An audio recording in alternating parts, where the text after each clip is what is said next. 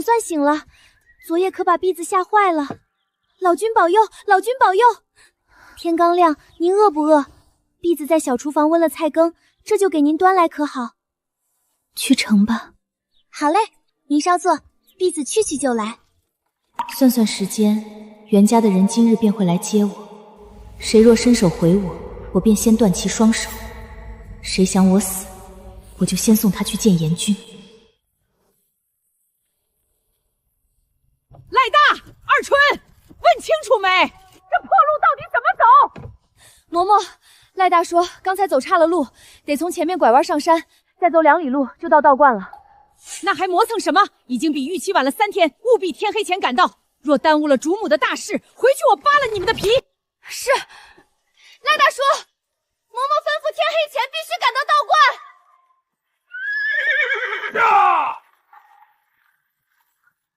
回府后只要拿捏住他，主母的筹谋便万无一失了。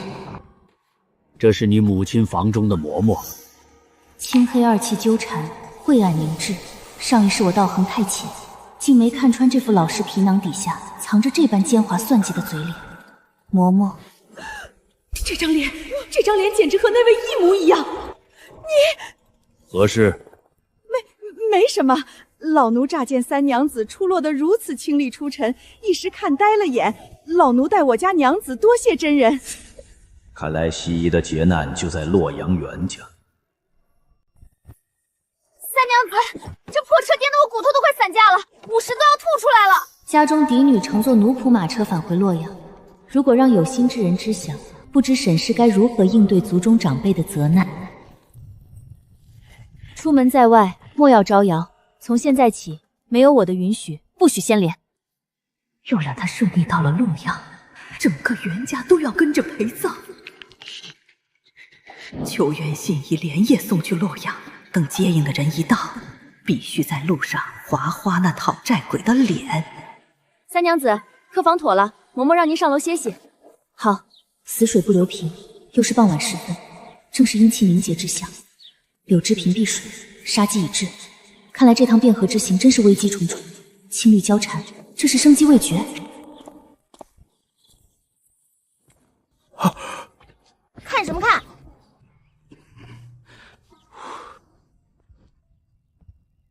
休得喧哗，惊扰了我家主人，拿你们试问。郎君，外间怎么了？无事，只是担心那些人不识趣，扰到娘子。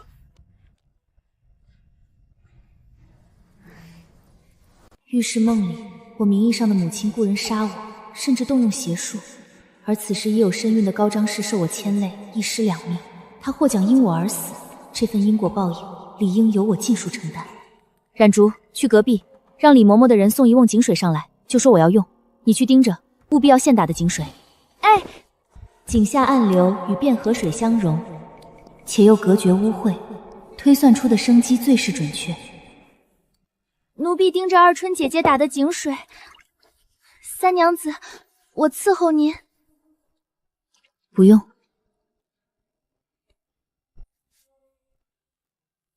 放心，你家女郎没那么软弱。子丑寅卯，主谋略，一生变数。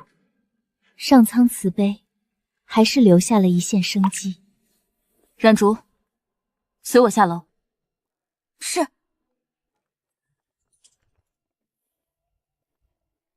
三娘子，要不要店家上点吃食？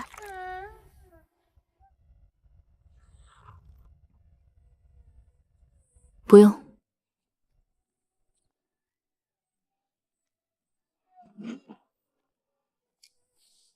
袁氏清怡，见过高三夫人。袁氏清怡，恕清怡冒昧，清怡是景安坊袁家三娘，阿父袁世月自幼随师父玄威真人在吴山修习，近日才回过洛阳。刚才听嬷嬷说张家阿姐就在店内，本想去拜见，没成想先遇见了夫人。景安坊袁家是有一位被送到吴山的嫡女。原来是景安坊的清怡妹妹，在此相遇，实属有缘。我们坐下说话。眉心处透着隐隐的青紫，两颊虽涂着胭脂，却掩不住眼下青黑。人中处有一道淡青色的细纹，竟是将死之相。高夫人，请。青姨的错，青姨还未恭喜夫人。恭喜我。既然夫人身上有喜，那这茶可不能喝了，速速给高夫人换一杯白水。你说什么？什么有喜？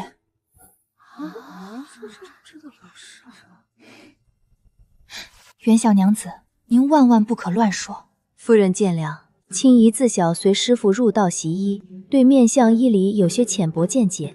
我观夫人印堂渐生紫气，似晨雾绕山，隐隐成形，应是有孕在身。夫人回屋后，不妨好生检查一二。若是让我家郎君知道你在此胡言乱语，定要递帖子去景安坊讨个说法。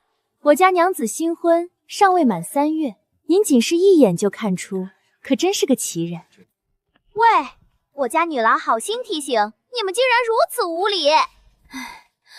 女郎，我们走。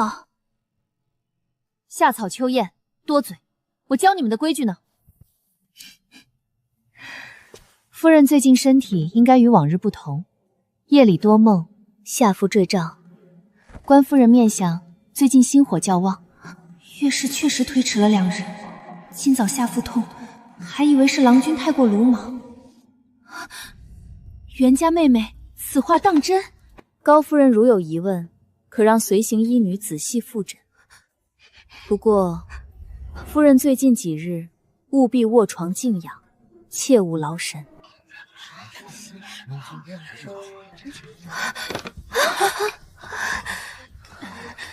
多谢妹妹提醒，我忽感不适，先回院了。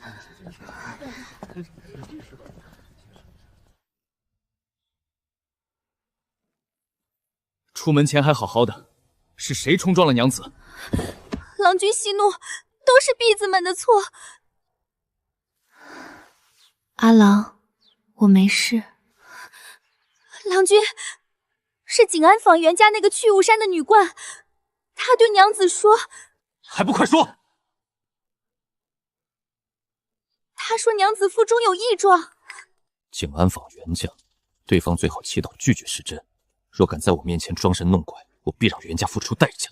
到底如何？呵呵，郎君，夫人脉象左寸沉细，始脉滑数如珠，这是喜脉。夫人胎元初结，需静养。昨日是婢子无能，未能诊出，且郎君恕罪。郎君，我们要有小郎君了。赏，大赏！内室所有人，统统赏1个月月钱。谢郎君赏赐，谢郎君赏赐。嬷嬷，我看得真的，三娘子跟那高张氏聊得火热。冉竹那小丫头胆大包天，还跟张娘子身边的人吵了几句。这个贱婢怎么敢！赖大家，你去隔壁传我的话，让三娘子管好自己的婢子。楼下可是渤海高家人，冒犯了贵人，大郎君来了也保不住他。是，我这就去敲打他。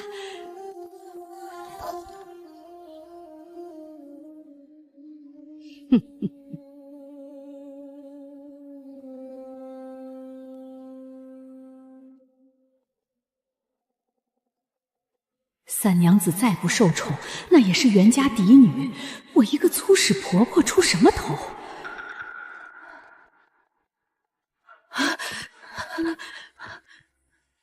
暗卫办水匪，明早大成的可是官房，通传的不仅有齐州高家长房，还有10几名曹族和高家部曲。若在船上动手，万一失手，牵连家族，所有人都得死。嬷嬷，何事？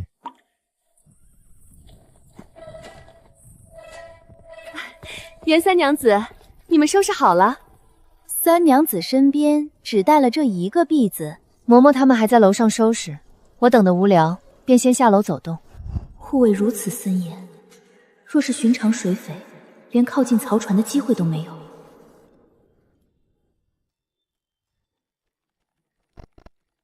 逆纹，有人在镇元墓上刻了逆纹。借三才位，转阳为阴。一旦瑶车渡过汴河，借水势彻底成局，车内之人必会轩辕呕血，五脏移位。这新婚贺礼，竟是个绝不的杀局。之前的水匪不过是连环局里的障眼法。三娘子既然同行，不如你我同乘这辆妖车到码头。夫人不可。我幼时曾听师父提及，渤海高氏车架所用的镇元木，至少30年树龄，皆为顺旋纹。但这辆车的镇元木上，为何会是逆纹？镇元木逆纹。去，把高鑫叫过来回话。是。小心伺候着，我去就来。奴见过夫人，见过袁三娘子。起来回话。三娘子问你，那镇元木上怎么会有逆纹？逆纹？怎么会是逆纹？不可能！昨夜临行前，小人仔细查验过，绝没有错漏啊！怎么会？他虽眼中赤血，主凶伤，但金匮之气未衰，有血光之灾，却无死生之虑。秋燕，快去后院请郎君，速去！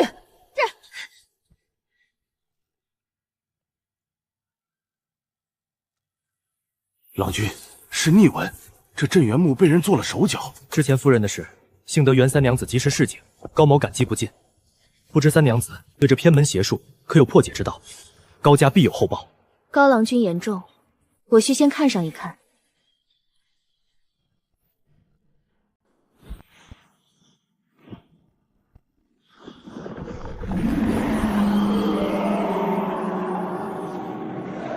看来高郎君家里最近诸事不顺，得罪了不该得罪之人，惹得族中郎君在外也是举业艰难。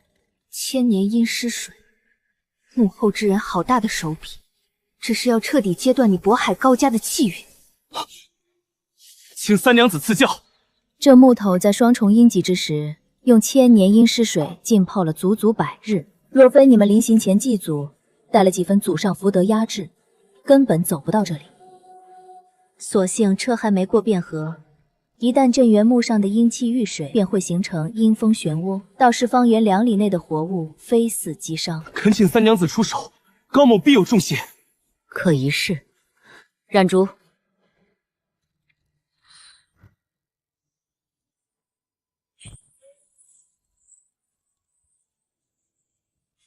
郎君，单凭这一手悬空定物，远超族里供奉的陈先生。此等高人，家族务必倾力结交。这次去洛阳，景安坊袁氏倒是可以往来。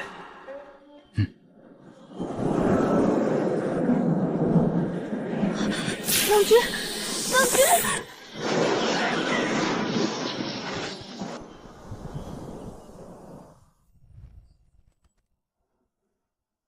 散去了。不知为何，总觉得道行比之雾山又要长了几分。大恩不言谢，袁三娘子，今后凡有用得着高某与渤海高家之处，只需吩咐一声，高某万死不辞。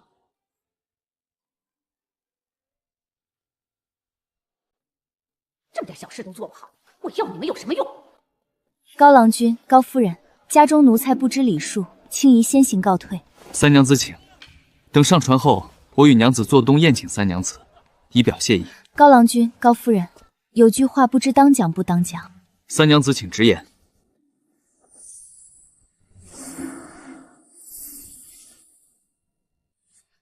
我观夫人面相，半旬内竟是遇到过不洁之事，或是丧葬，或是行杀。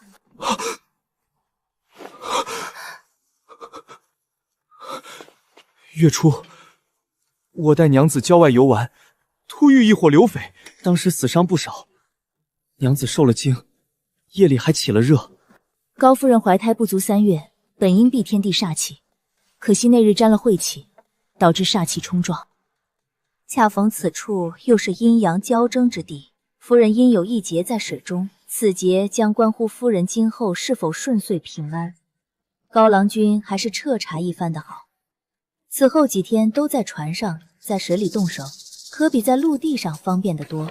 谢三娘子提点。二春，还不快过来！嬷嬷，我来了。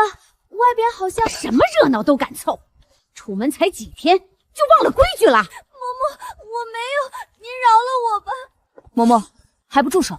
三娘子，不是老奴多言，女郎出门在外，怎能没有族中长辈陪同？就随意和外男说话。若是让大娘子知道您这般失分寸的行径，回了族中可是要受重罚的。为了规矩，老奴只怕要如实禀报了。为了规矩，你这老奴才怎么敢在我家女郎面前不知尊卑？先管好你自己，别挡道。你这……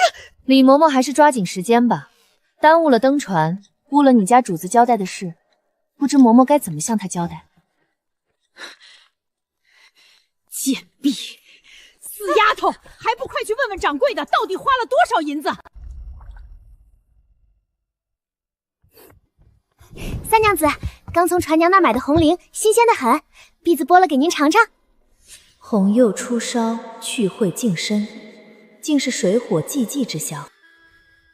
天时由凶转吉，到了变黄交汇处，便可借地势契机布下死局，诱那幕后之人现身。郎君，袁三娘子到底如何看出马车有异？她的本事比之陈先生如何？陈先生精于洛书9宫，在阴宅风水上排得上名号，但在生死关头的雷霆手段远不及袁三娘子。袁三娘子说，那镇元木强行逆转三才，车内之人轻则眩晕呕血，重则五脏移位。若是发作，你和腹中胎儿皆保不住。这幕后之人根本不是为了惊扰，而是要毁了我高家全族。那我们该如何应对？这等奇人，必须以重礼用心结交。那我明日中午设宴，正式请他一聚。娘子，这是袁三娘子的回帖。哦，她竟还随身备有名帖，松烟墨香里还压着淡淡的芙蓉香，字形娟秀，笔势刚健。这从小在道观长大的小娘子，不仅懂礼数，竟还有这般林下风致，实在难得。既然娘子这般欣赏，不如替为夫好好相看一番。相看什么？看我高家这些未婚的儿郎之中，有哪个能配得上袁三娘子？若是能将她娶进高家，郎君好盘算，想让我做这红娘，可想好拿什么贿赂我了？有劳娘子费心了。阿父来信确认了，谢家少族长谢承安不日将抵达洛阳，参加崔太夫人寿宴。郎君，这可是千载难逢的机会。大哥因抵制府兵制得罪了尚书令李德普，如今李家势大，族中子弟不仅升迁被停替，连在京中都举步维艰。万万没想到，我渤海高氏竟落魄到要借娘子归宁的契机，向谢家递投名状。郎君，我们与李家已是势不两立，没有退路。放眼京中，如今唯有谢氏尚能让李德普避一期锋芒。罢了，一切以家族基业为重。届时你随我同行，拜见谢承安。你趁机近身留意，看清他对府兵制的看法和偏向，我们好做下一步打算。是。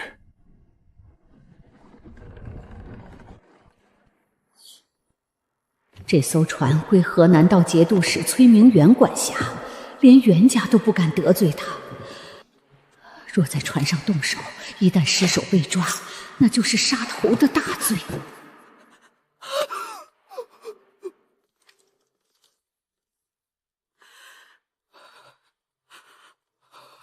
捡起来，仔细看清楚回话。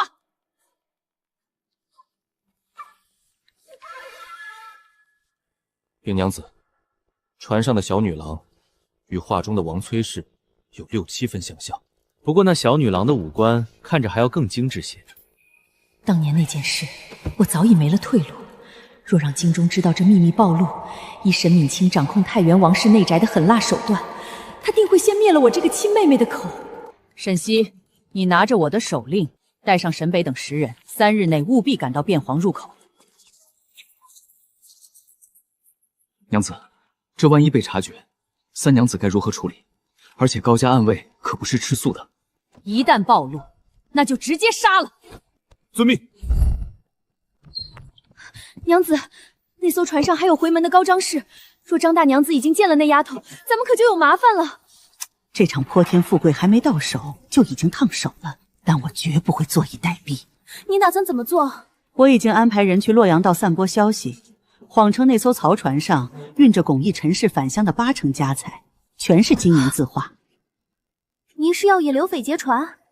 刘匪贪婪至极，只要他们登了船，场面一乱，谁还能顾得上那死丫头？最好他被刘匪直接掳走，彻底毁了身子，半死不活。看他还拿什么自证身份？娘子，袁三娘子到了。秋燕，快请。青姨冒昧登门，打扰夫人了。三娘子，这是哪里话？快请入座。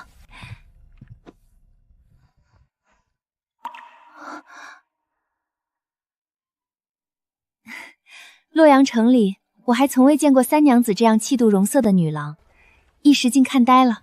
夫人谬赞，青姨自幼随师傅在道观清修，少了些人情世故，若有失礼之处，还望海涵。三娘子客气，只是我心中一直有个疑惑，你我不过一面之缘，三娘子是如何一眼看出我怀有身孕的？我自幼修习相术与医道，观气色辨身形，略通一二。家师玄微真人常说，医相本同源，这并非难事。竟是玉虚观的玄微真人，家中祖母曾提过真人的大名，三娘子可谓名师出高徒。比起师傅，青姨还差得远。高某特来谢过三娘子昨日的提点之恩。此番路途遥远，玉瑶在此苦闷，还望三娘子得空多来内室坐坐。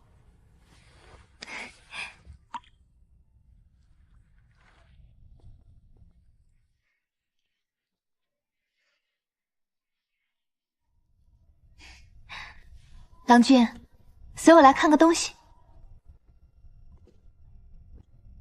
哦，破了我的棋吗？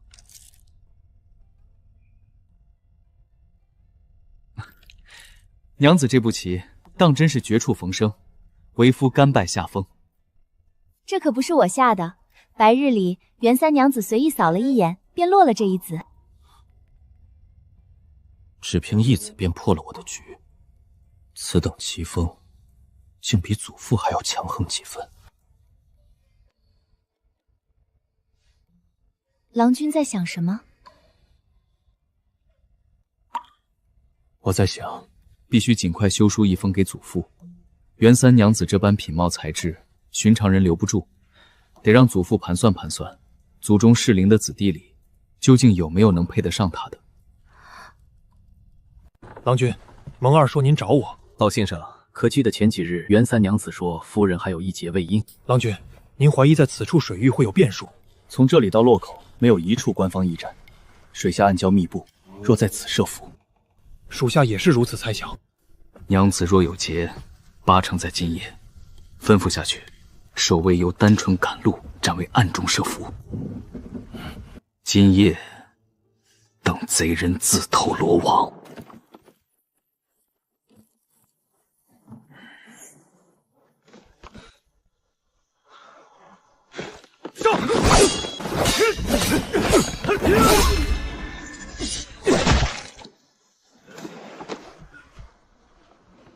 娘子，贼人来了。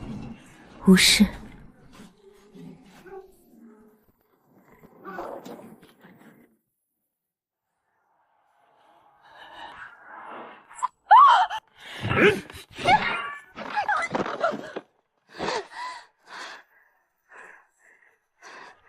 娘子，真被您猜对了，狗奴才一个。李嬷嬷好大的胆子，竟敢勾结水匪谋害主家。大秦律奴才谋害主家，施行弃市，家人连坐。李嬷嬷这是有冤屈。你对我做了什么？李嬷嬷莫不是老糊涂了吧？这句话应该是我问你，你勾结水匪，想要对我做什么？又是奉了谁的命？我没有，我是听到外头有打斗声，担心三娘子受惊，特意来看看。哦，那我还要感谢你了。不用，这是老奴的本分。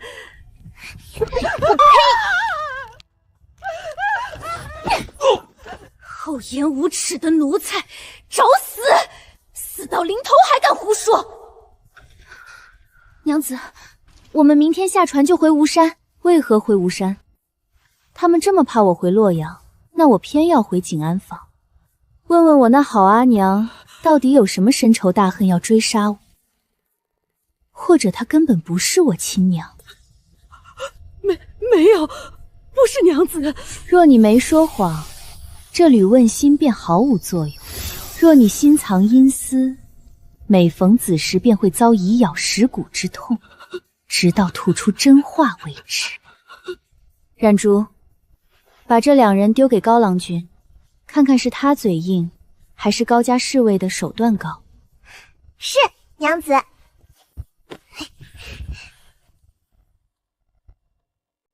娘子，不好了！还不闭嘴！说，外面到底出了什么事？三娘子回来了，郎君让娘子去前厅，一头来的还有高家郎君和张家姑奶奶。都是一群废物！除了郎君，前厅还有谁在？还有家主，家主听说高家来访，已经赶去前厅了。还不滚出去！娘子，这一路发生了什么，咱们毫不知情，都是李嬷嬷的个人恩怨，娘子就当什么也不知道。我知道。阿竹，服侍我更衣。三娘长大了，这通身气派，连家中大娘子都差之甚远。看来玄威真人确实用心。这一路有劳二位照顾三娘，老夫在此有礼了。袁师伯万万不可，这一路反而是三娘子对我和内次有大恩。见过家主。三郎君，老夫上次见到少仪大人还是3年前啊。怎么会有7、8成相似？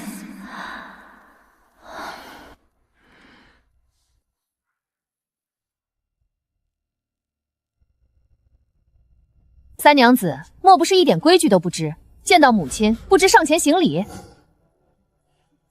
鼻骨如刀，悬高无肉，性格尖酸刻薄，且斤斤计较，凡事以自我为中心，印堂暗吃，灾祸将至。原来这夫妇都不是我亲生父母。见过夫人。玉瑶见过袁夫人。大娘子快免礼，让婶婶好好瞧瞧。气色红润，还是姑爷照顾得好。今日高某冒昧打扰，一是送三娘子归家，这其二是要给袁夫人送2个人。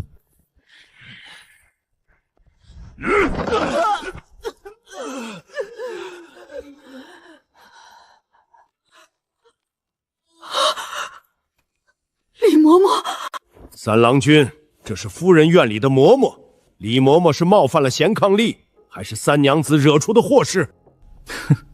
蒙武，给宣一郎好好说说，这位嬷嬷胆大包天，都做了哪些事？这位嬷嬷，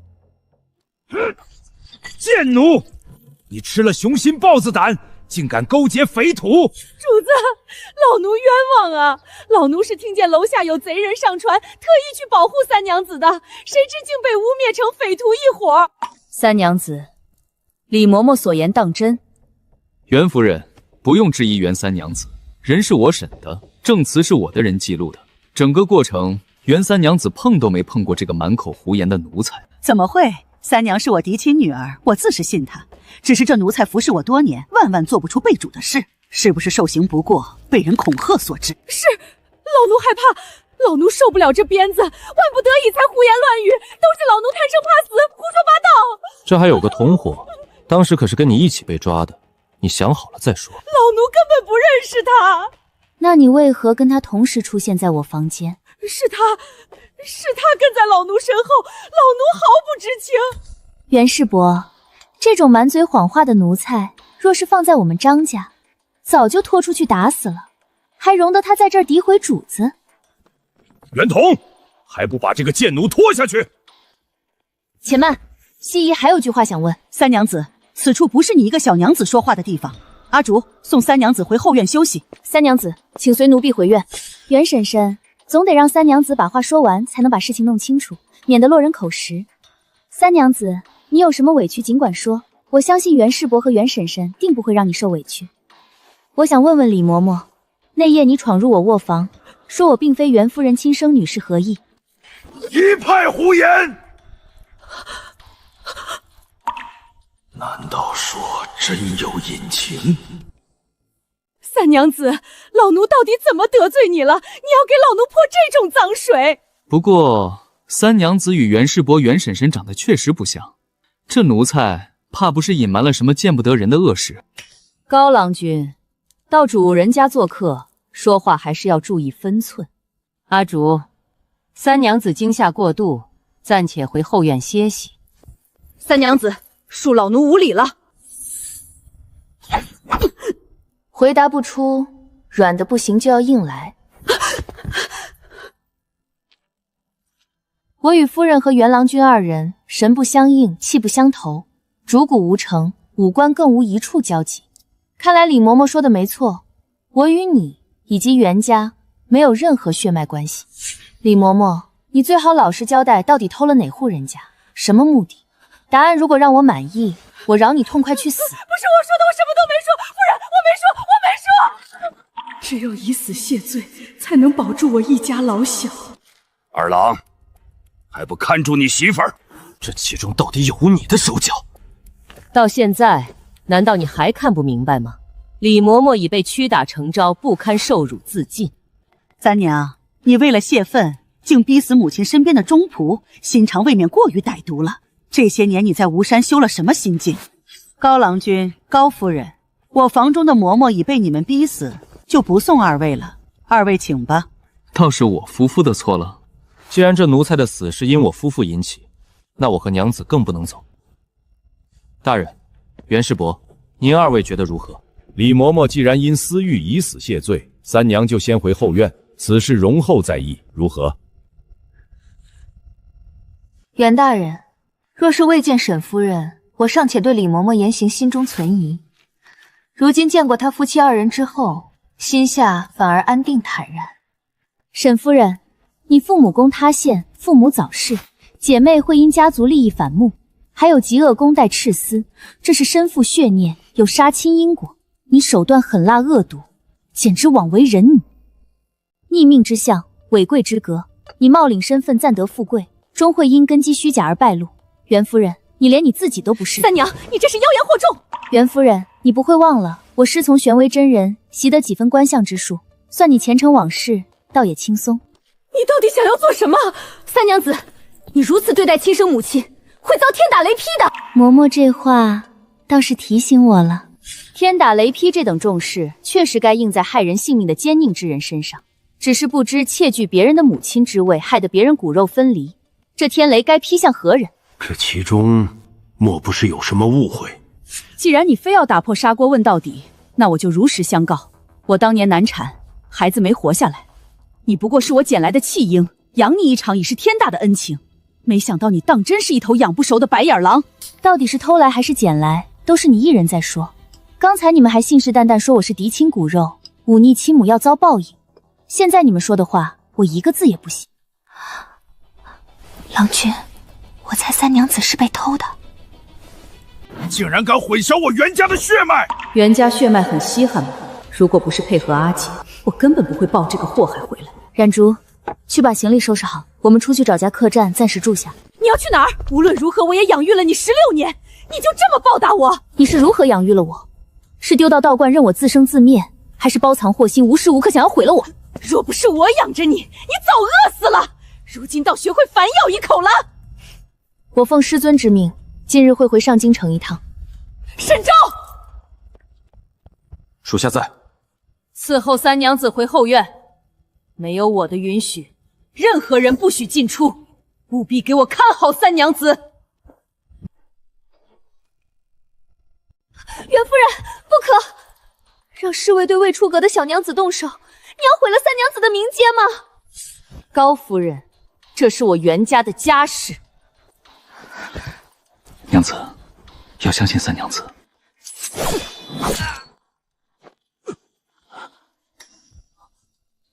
这一路风雨兼程相送，多谢高郎君、高夫人大义。家师赐字西夷，西夷在此谢过。西夷娘子万万不可！明明是你帮了我们大忙。女郎不必多礼，能护送西夷平安是在下夫妻的荣幸。西夷之后如果有难处，派人去张家说一声，我和娘子绝不推辞。三娘子，你竟敢当着父母长辈面前对家中侍卫动手！今日之事我暂不计较，但你身为袁家女，绝不许你离府。不许离府，那就要看看沈夫人手下这些侍卫能不能留下我。沈夫人，别让我查出你使了见不得人的手段，不然这茶杯就是你的下场。冉竹，我们走。郎君，我们也走吧，阿娘应该等急了。打扰了。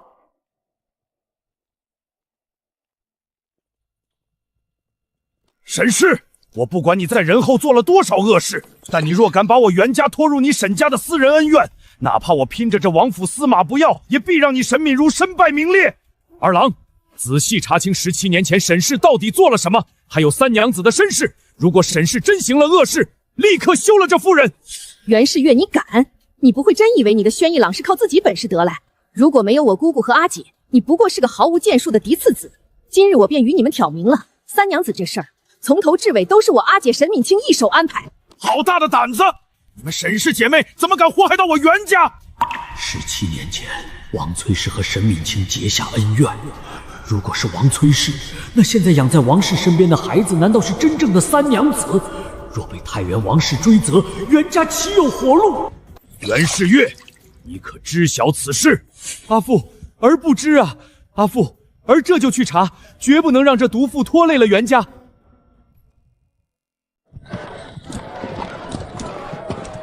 娘子，这些胡人长得好奇怪哦。胡商从极西之地横渡沙漠而来，日后到了京城西市，胡商更多。真的？那我们何时去京城？等几日。若单独出行，上京路上险象丛生，得先看看沈敏如幕后之人有何动静。娘子，这可是您为洛阳袁家用心挑的归家礼，袁家人不配。去把带来的行李精简一番，不必要的东西全处理掉。我已经托高郎君牵线，过几日我们随两淮的商队一同进京。商队护卫多是退役军士，比孤身赶路安全。记住，人外有人，幕后之人的布局绝不简单。往后若有外人询问，一律称我们是去京城太玄观参学，多余的一个字都不要说。娘子放心，冉竹记住了。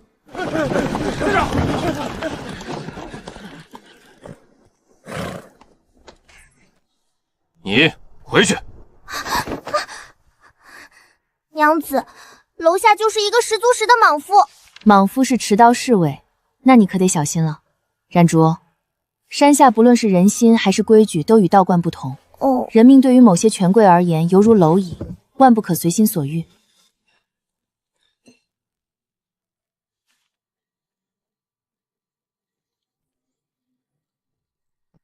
哇，好有气派啊！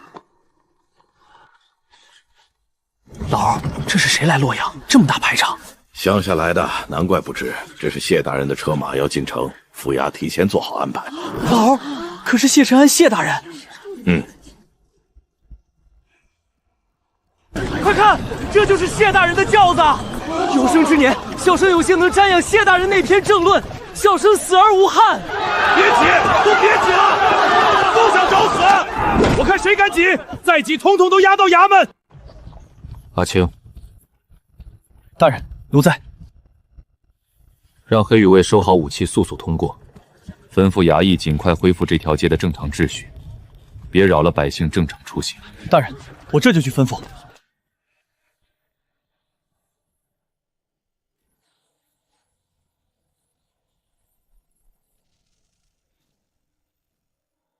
契约好似是强行续上的，竟然连5铢钱都无法测算出谢族长半分。娘子，你怎么了？罢了，不过是个陌生人，无事。郡王，老太君在正堂等你多时了，郡王这是近乡情怯。大舅舅，郡王，我们先进屋。你外祖父和外祖母已经在正堂等候多时了。舅舅先请。阿叔，谢承安真是小人得志，在我崔家面前竟然摆起了谱。当初真应该宰了这个狗崽子，现在养虎为患。大郎，最近御史台好像不那么太平，你与张少阴张大人过往甚密啊。大郎，你最好还是慎言。我既然敢说出，手里自然有证据。记住，下次别在我面前耍小聪明，不然我定让你祖父开祠堂，逐你出崔氏宗族。哼！阿峰，大郎君，奴才在。让尤武从今天开始紧跟在我二叔身后，他的一举一动、一言一行，让尤武第一时间告知我。是，奴才这就去。我的郡王，你再不来，就见不到外祖母了。惹得外祖母如此悲伤，是郡王不孝。是啊，老夫人，谢大人一路劳顿来看你，你应该高兴，可不能让谢大人跟着担心。郡王越长越像你阿娘了。婉仪，到阿婆这儿来，见见你谢家表兄。舅祖父、舅祖母，你祖母身体可好？染了风寒，我来时刚略有好转。你祖母也是花甲之年了，我库房里还存着2株百年人参，回头我让人取出，你回去时带给她补补身子。婉仪代祖母谢过舅祖父、舅祖母。罗二娘子，谢表兄。代问老夫人安。好了，不说这些。婉仪，来舅祖母这边坐。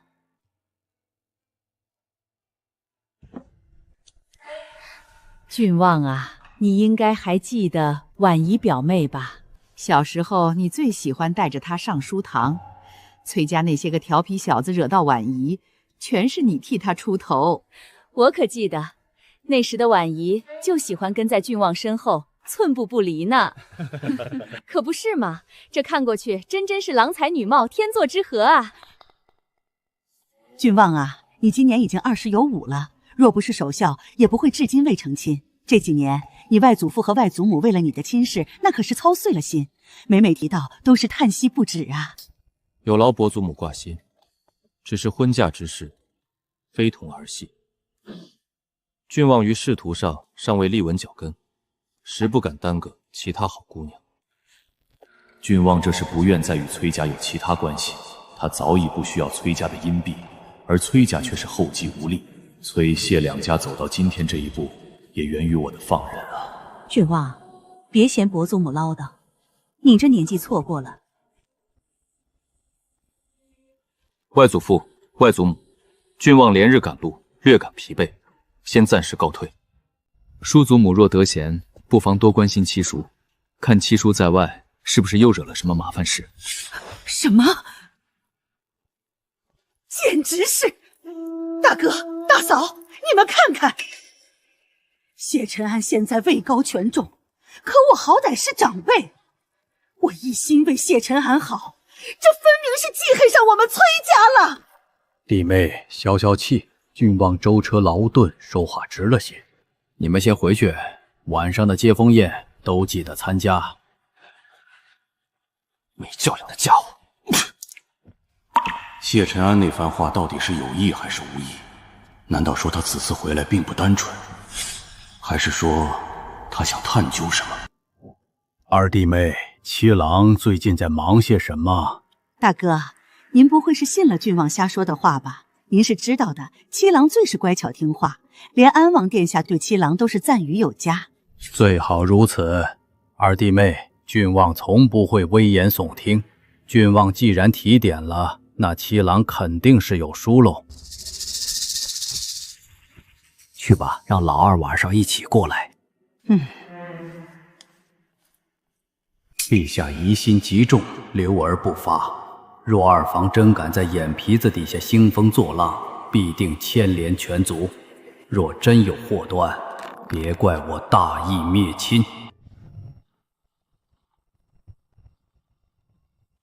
娘子，阿健姐姐说周家主吩咐了，前面还有2里地就是驿站，今晚在那儿临时休整，明天傍晚就能进京啦。2里地的驿站，白虎衔尸，断掌杀命之举，有人刻意染色布置，要借山崩埋了这驿站和官道。刚才还不显得面相，此时竟然隐有横死之相。燃烛，立刻把这封信送到周家主手中，务必让周家主亲自打开，快去！娘子，是我去就回。本打算到京城再送上，算是对他这一路照应的报酬。可惜前面驿站的凶兆根本不容拖延，眼下只能用最让人信服的方式打破这死局了。何事？周家主，这是我家娘子给您的，事关生死，您最好看看，不然怕您后悔。哼，给我！简直狂妄！如果不是给高三郎几分情面，我怎么可能会带着2个弱女子？这不可能！快，速速带我去见你家娘子！喂，你控制控制自己，你这样我可不敢带您去。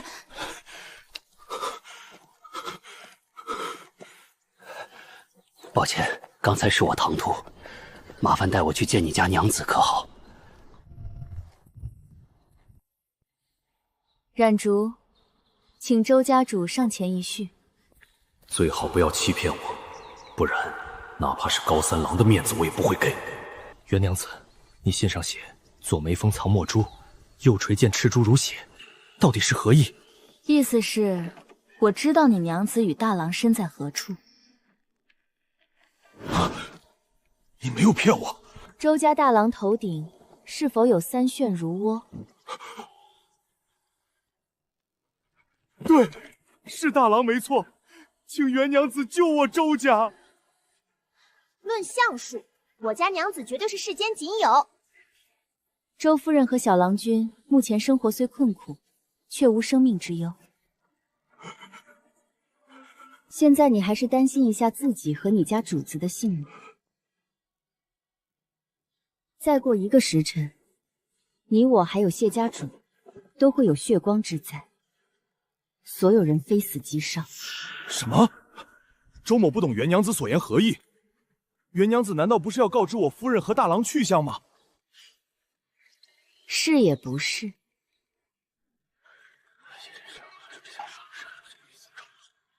禀大人，周家主求见。何事？周叔怎会如此不知轻重？我们只是伪装同行，此时相见岂不暴露关系？我下去拦他。等等，让他进来。事发突然，他必有缘由。大人，属下有要事相禀。血光之灾，周树，你可知道误判的后果？在我这儿，你只有1次犯错机会。大人，我用身家性命作保。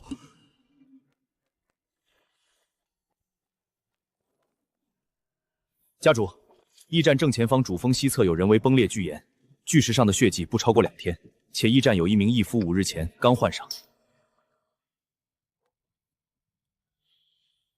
坐下吧，周家主。这是专门针对我设下的杀局，那就让我看看他们都有哪些手段。他是袁家人。属下询问过，高三郎说女郎与袁家不会有任何关系，听他语气好像还有旧怨。谢玄在，你去请他过来一叙，就说我有请。袁娘子，大人有请。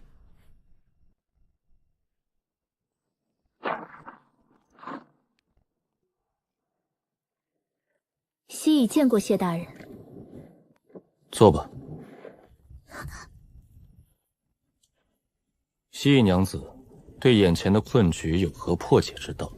单从相术，应是祥瑞自成之象，却被人为斩断。不过诡异的是，断了的气运又被人为续上。蜥蜴娘子，这是算我如何应劫？谢大人说笑，只是见您眉聚山河，忍不住多瞧了几眼。那蜥蜴娘子的五柱钱有没有算出什么？谢大人运势鼎盛，只不过后面的话可能要得罪谢大人，不知该不该说下去。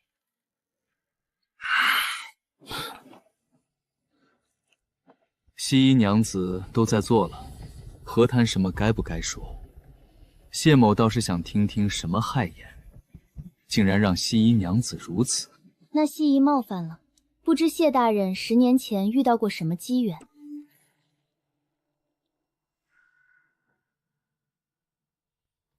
继续说。命宫晦暗进退，紫气冲天，直贯斗牛，10年困厄，一招尽扫。谢大人面相与常人不同，气运似被人为折断，又强行续上。不过我道行微末，看不出太多。强行续上，我的命运可不就是强行续上？这蜥蜴娘子竟说的分毫不差。那女郎可算出我脚下踩的是累累白骨，还是锦绣前程？那就要问谢大人，你是想要成为累累白骨，还是成就那锦绣前程？那蜥蜴娘子说说，这血光之灾又该如何破解？断掌主绝嗣，刀背主冰灾，血色逐血光。幕后之人是恨不得谢大人立时就死。如今煞已成形，哪怕车队此时调转回头，也无法走出此困局。唯有破除此煞，才能破出血光之灾。暗卫传来的消息，只要回头探查，皆是迷失方向。他所言当真？首先，我要庚申年卯月生者5人，壬午年未时生者5人。于寅时3刻，借天地人3才之血循环更替施法，那是此阵法最薄弱的时候。谢玄，按蜥蜴娘子吩咐去找齐这几人，务必在寅时1刻前找到，不许有任何差错。谢玄遵命。蜥蜴娘子认为如何？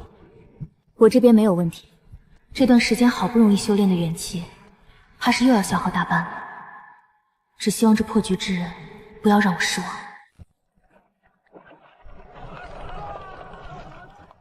我现在要去那一处崖石处理布下阵法的污秽。蜥蜴娘子有事，可交给我去办。不用，此事只能我去办。劳烦谢侍卫照顾好我家冉竹。娘子放心，冉竹小娘子交给我。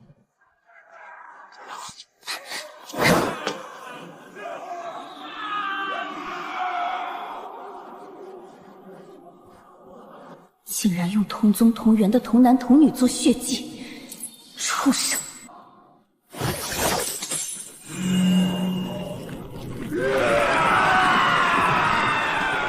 都老实听话，我好送你们一程，不然通通打到地底下埋结实了。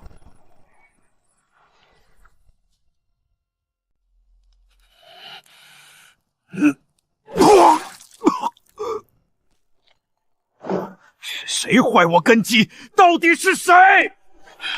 待我找到你，定要让你死无葬身之地！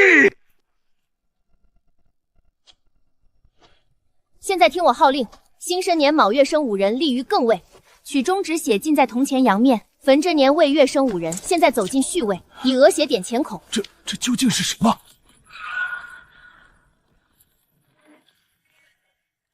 蜥蜴娘子，这声音是残魂。许先生，再过1刻钟，让你家大人派遣侍卫，顺着驿站方向清除官道上的障碍。明日我们便可抵达上京城。哇，娘子，这上京的城楼比洛阳高大多了。冉竹小娘子，快进城了，当心各家暗探，不要随便出来。娘子，是谢大人身边的侍卫。待会儿下车可别乱跑，上京城这么大，走丢了我可没门路找你。娘子，冉竹又不是无知小儿。好，我家冉竹最聪慧。不知为何，那张侧脸有种说不上来的熟悉感。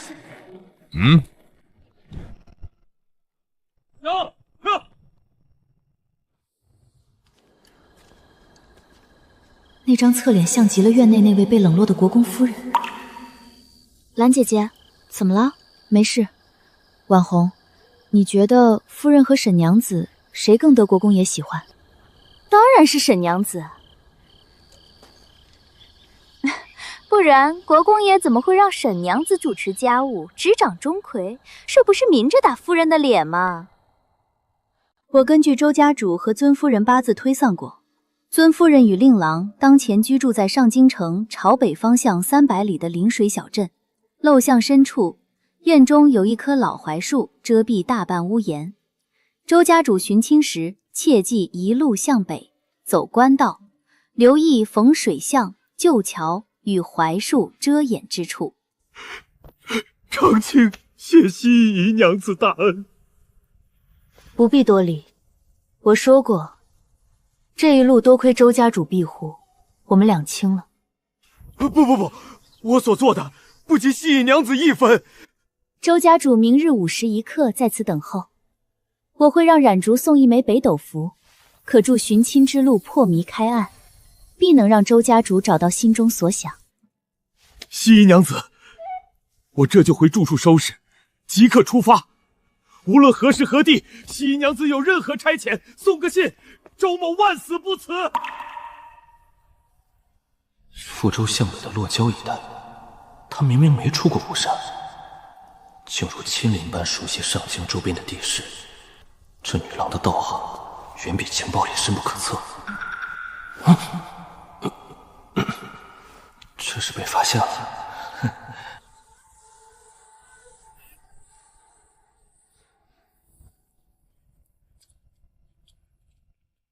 师父吩咐过，师妹可直接进去。冉竹，你在外等候。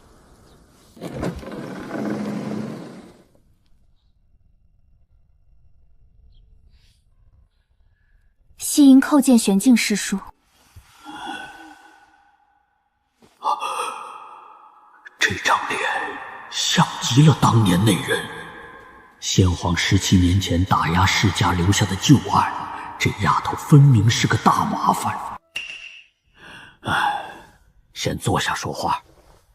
7日前就收到你师父信函，说你不日就到。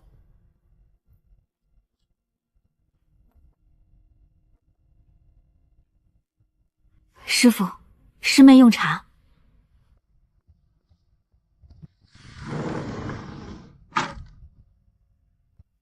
师尊安好，这枚玉简是师尊特命弟子转交给师叔的。好，拿来吧。若非这卷玉简，定要将它拒之门外。但有了这玉简心得，对于我修炼必会大有裨益。既然收了你师父的谢礼，他嘱咐我的事，我自会尽力而为。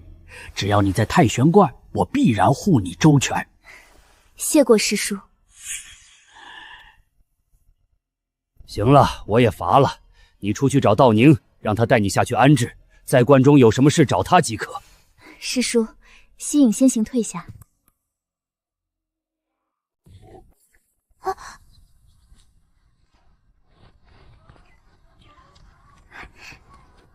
娘子，观主怎么说？是不是让我们住下？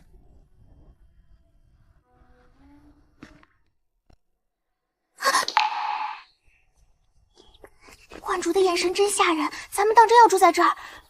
当然，此处最佳。西姨师妹刚才说哪里最佳？道宁师姐，我是说师叔这处院落清幽雅致。京中贵人常嫌师父院子素淡，总想送些奇花异草，都被师父拒了。师叔内心清幽疏朗，自是不愿打破满院素淡。师妹倒是聪慧，师姐谬赞。师姐，那处宅院是何人居住？那是李太夫人的静修别院，太夫人最近1个月都住在那儿清修。太夫人最喜听师傅讲清净经，那可是先皇册封的陇西郡太夫人。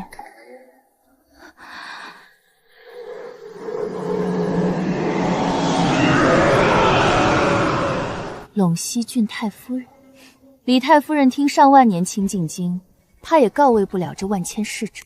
告慰什么万千侍者？与太夫人有何干系？李太夫人在此是为来世积攒功德，在贵人面前，师妹还是要谨言慎行。哼，走吧，我带你去住处。总有你后悔的事。师父知道师妹要来，早早吩咐人收拾了这里。师妹看如何？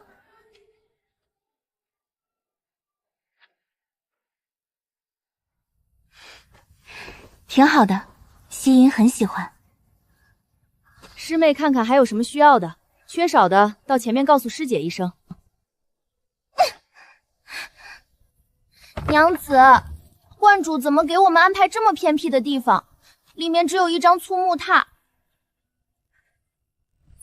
无妨，你先清洗屋内，把行李都摆放好，我到院外砍点竹子回来。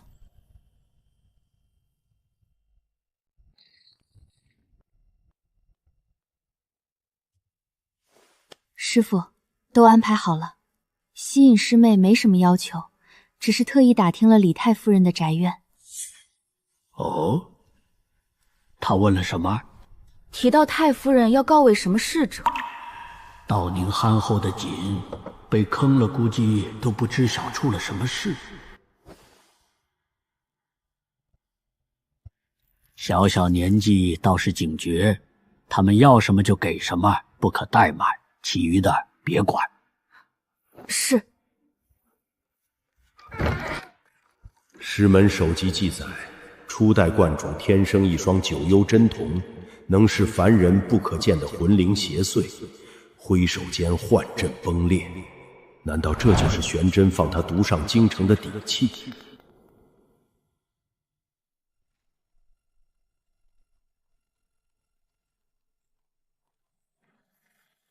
把马车往后退，让开路。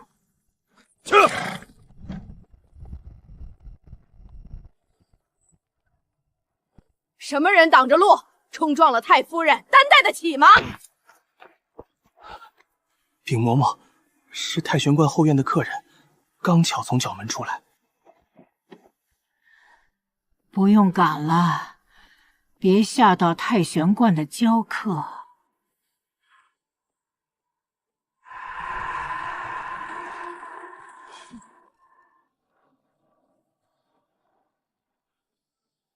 以后遇到他们，能躲多远躲多远。他身上业力显化，三魂七魄已被死气浸透，这是牵扯一城一池的怨念，以为躲在道观摆个法阵就能抵消孽债，做梦。那他岂不是要倒大霉？他寿元将至，就算死了，魂魄也注定永不安宁，无超脱之期。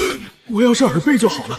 听说最近尚书令大人一直在民间寻找道家名医，为母治病祈福，难道真是寿元将至？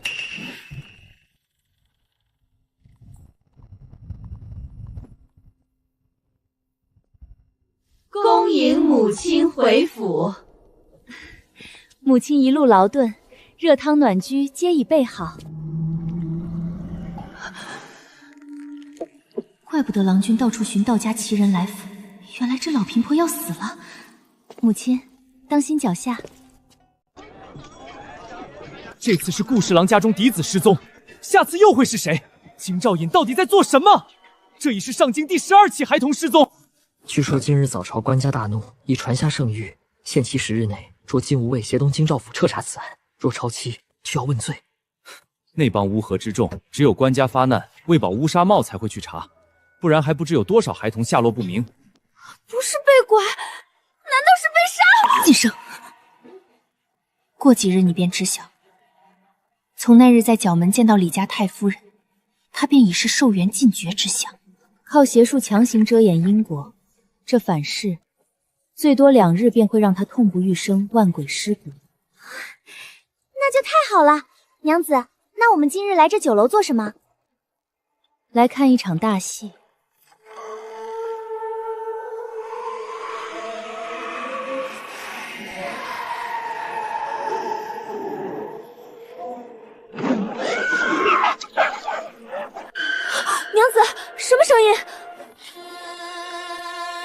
府上传来的。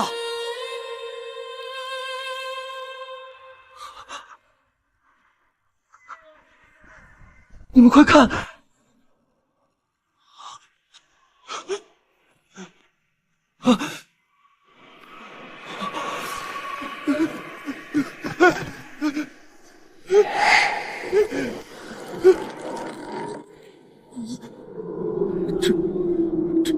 这是什么？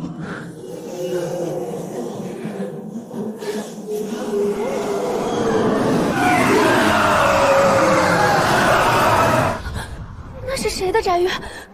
做了多少恶事，竟惹来这等天谴？小娘子可知那是谁的宅邸？不知又如何？大胆！那是当朝尚书令大人的宅邸，岂容你在此污蔑、散布谣言？来上京之前，娘子就警告过我谨言慎行，我又犯了，是不是又给娘子惹下麻烦了？江兄，算了，莫要吓着人家小娘子。程兄，可他……诸位，李府上空异象横生，必有因果，不妨等有了定论再说。况且，金无畏已经到了。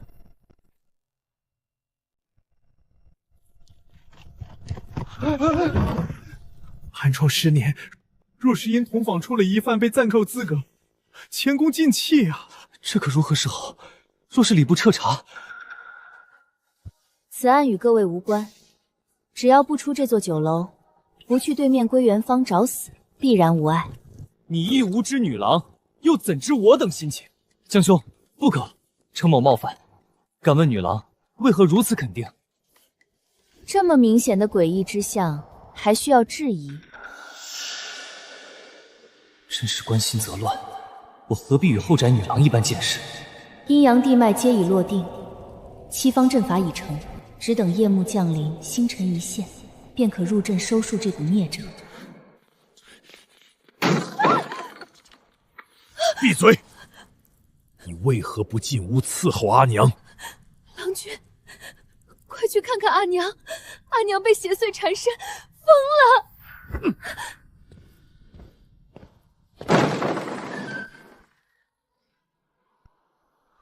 荒唐！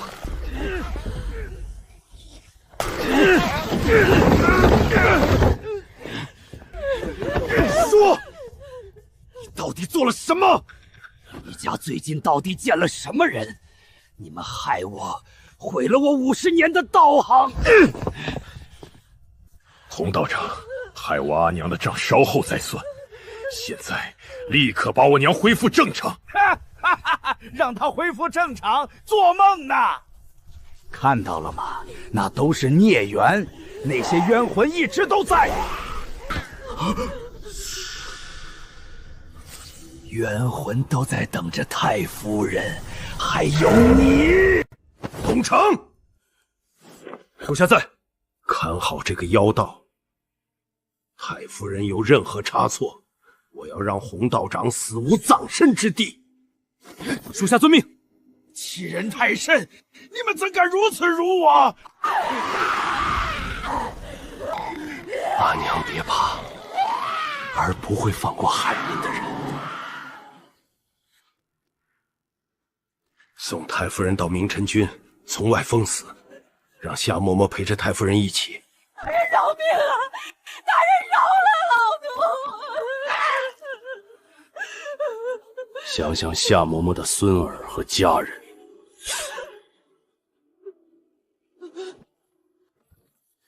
禀大人，禁无畏封锁了整个归元坊。锁了归元坊？出了什么事？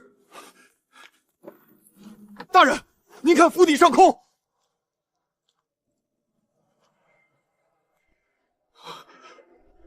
这是怎么回事？何时发生的事？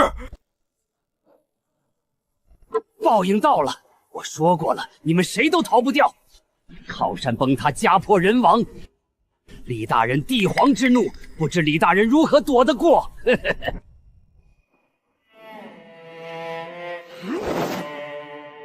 割下洪道长的舌头！皇上，微臣推算出这黑云之兆指向归元坊李德普大人府邸。传旨，让谢承安即刻率金吾卫封锁归元坊李德普府邸。若谢承安亲自入府，给朕彻查这黑云压顶的根源，无论涉及何人，一查到底，即刻回禀。停！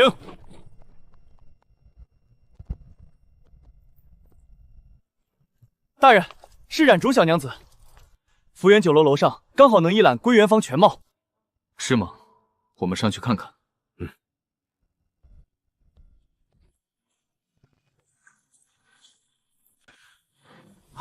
学生拜见谢大人。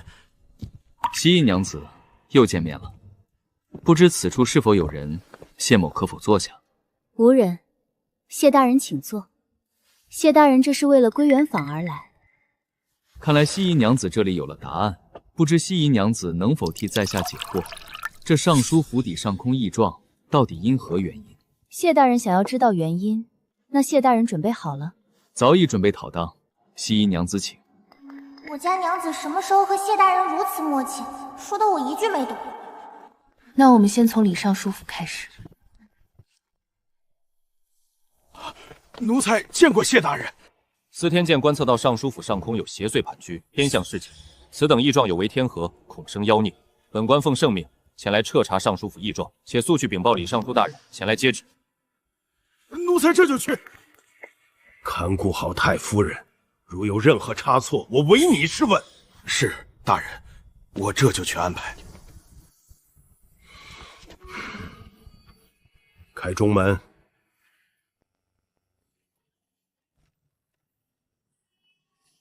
谢大人。李大人。谢大人，不知是谁如此嫉恨我李家，在我府邸设下如此恶毒阴损的阵法，你一定要抓住这个险恶用心之人，不然我府中可能没有宁日了。李大人放心，圣上命我彻查此事，我必会严查，绝对不会放过那背后行恶之人。谢大人，这是……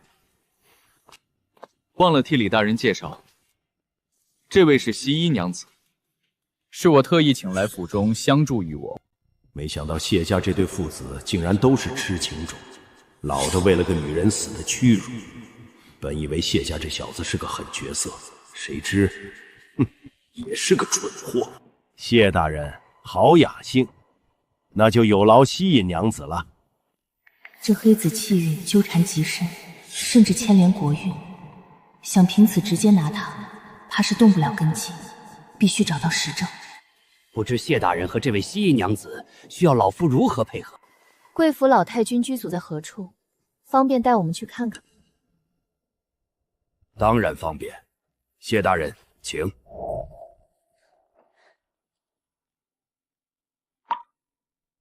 李夫人，老夫人呢？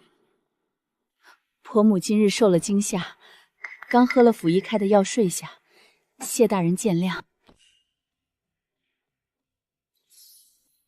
这是道士还是相师？李大人，皇上还等着回话，我们抓紧时间。请吧。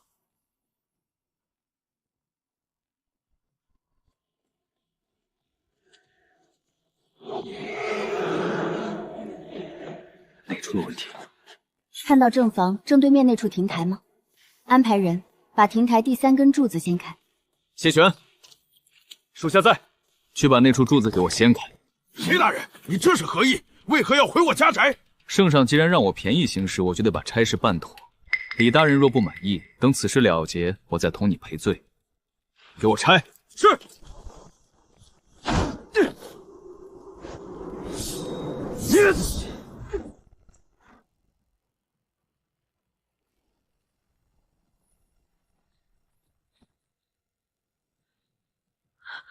李大人家里这些暗门倒会掩人耳目，怪不得反应如此大。叶晨安，所有人封住这处院落，一个都不能跑。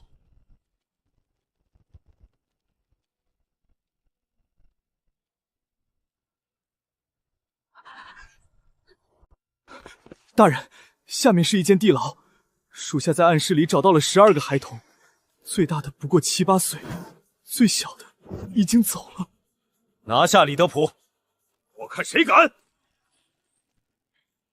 李德普，你可知此举会有什么下场？我奉旨查案，若有任何差错，陛下必然向整个李氏问罪，你罪行当诛。全上京都知道，今日我府邸出现妖异，谢大人为了我李府上下几百口人命，亲赴死地，以身殉职，实乃百官楷模。谢大人，我如此上表，如何？真是好算计。来之前，谢大人也没说李尚书有爱说笑的性子。是我的错。一个不留，都给我杀了！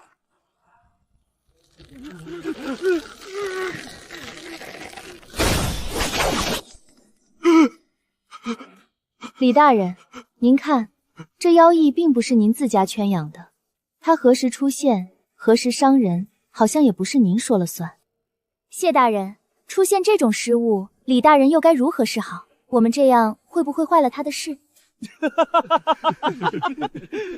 都不许笑了！西瀛娘子放心，此举绝不会坏了他的事。李大人是个聪明人，必然早已想到后果。只是这事是好是坏，如今就由不得李大人。你到底是谁？使了什么手段？你想要什么？只要我有，通通给了你。李大人，省点力气，先想想如何面对陛下的雷霆之怒吧。给我拿下李德普一众犯人！放开我！我对陛下忠心耿耿，陛下还没有降罪于我，你们胆敢如此对待朝中重臣！谢玄，你带人把罪人李德普押下，先回去给陛下复命。遵命。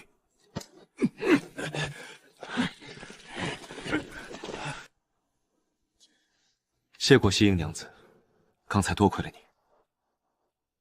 应该的。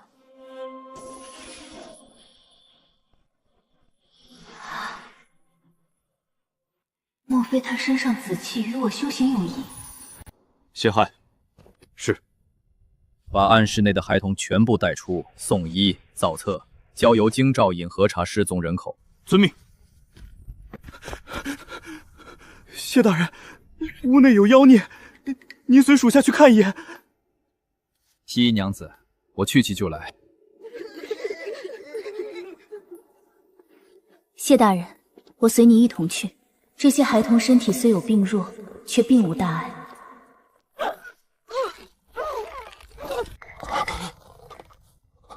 这是谁？李家那位太夫人。去年宫宴，我曾见过一面。当时李太夫人容貌丰润，青丝乌黑。她究竟做了什么，竟变成这副鬼样子？逆天改命，强夺他人命格，续自己的阳寿。他自以为偷得10几年光阴，实则早已被亡魂缠身，惹下一身阴债。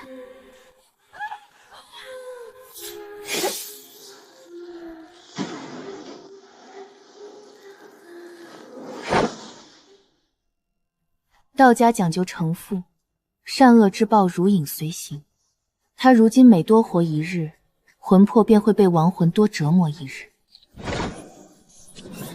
等他神魂俱灭时，便是彻底清算之时。还有一口气。此等续命之法阴毒至极，若放任这施术之人继续作恶，必会祸国殃民。留在这宅子里的，不过都是些被摆布的傀儡，幕后之人根本不在此处。吴金持符，奉威剑神印，摄入行魂，驱赴北轰，3关考核，5地降威，速离庭户，不得停留。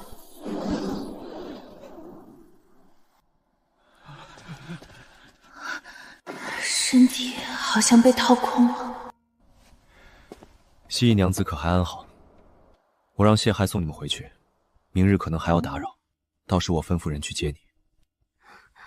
我们先回去，明日如果有事，谢大人遣人说一声。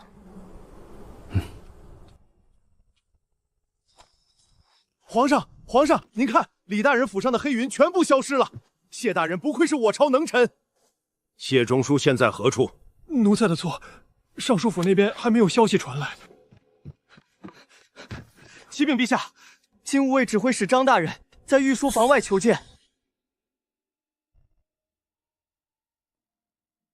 臣亲眼所见，李德普在府中暗藏密室，饲养数百死士。好一个乱臣贼子，竟然敢暗中养死士，这是要谋反！好大的狗胆，不知死活的东西！我要诛他9族！皇上息怒。陛下，此乃天佑我皇，上苍借此宵少之辈自露马脚，让其奸谋败于光天化日之下。陛下乃真龙天子，自有百灵苍生护佑。好你个胡宇，朕看你这张嘴，怕是比御史台那些个笔杆子还要厉害3分。胡大人这4天剑干得屈才了。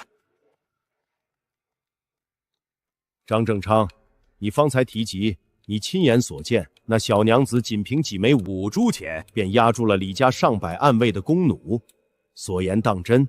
陛下，属下所言句句属实。他从何而来？姓甚名谁？家住何方？陛下恕罪，臣不知，只听谢大人称呼她西衣娘子，娘子带着木铃，听声音是个年轻的小娘子。倒是有趣。既然此案是谢中书经办，那便等他回来复命，朕再亲自询问细节不迟。陛下，罪臣李德普该如何处置？此案关系国体，传我旨意，着令大理寺主审侦讯，刑部复核律法，御史台纠监察，三司会审，务求在10日内水落石出，不得有误。皇上圣明。李府昨夜到底出了何事？我派去的人在100米外就被劫了。崔大人，等陛下出来，您便可知晓详情。谢大人口风倒是紧。崔大人谬赞。崔大人这是想绑去圣命，打探消息。莫非崔大人与李德普一案有牵连？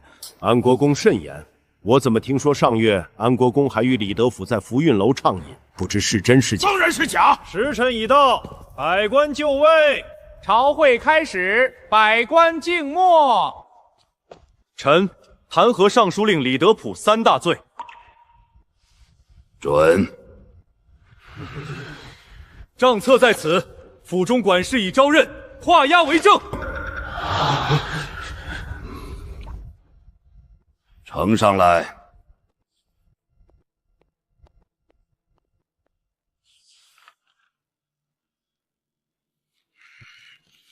李德普好大的狗胆！蓄养私兵，贪污赈灾款，罪不可赦。谢承安，臣在。朕命你为钦差，总领此案。大理寺主审侦讯，刑部复核律法，御史台纠合监察，三司由你全权调遣。10日内给朕彻查清楚。所有涉事官员，准你先押后奏。此案水落石出时，朕亲自在午门监斩。微臣领旨。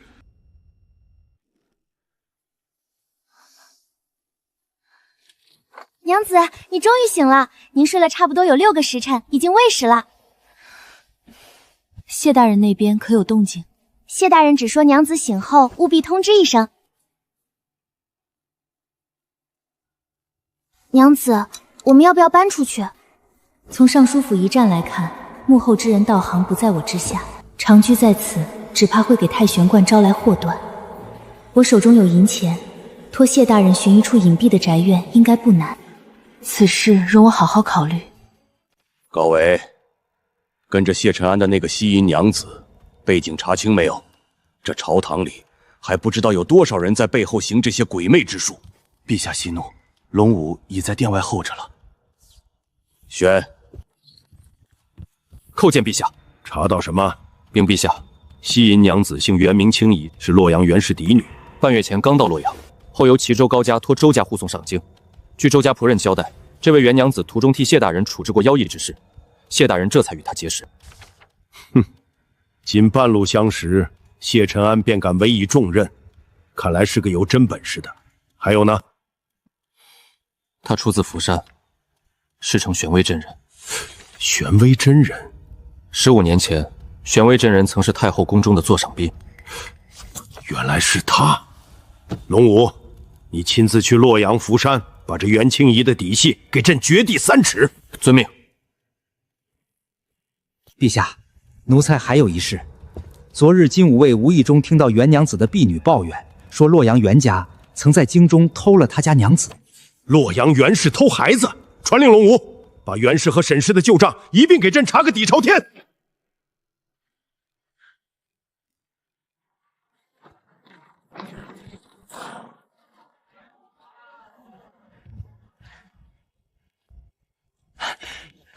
西姨娘子，我家大人让我在此等您多时了。喂，挨这么近干嘛？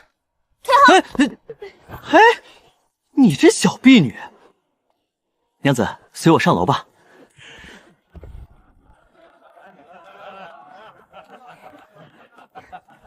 红兄，看什么呢？遇到熟人了？刚才领路的是谢承安谢大人的贴身侍卫。刚才上去的好像是个小娘子。不是一个，是2个小娘子。谢大人向来清冷，居然在此私会小娘子，咱们就在这耗着，定要看看谢大人这铁树是怎么开花的。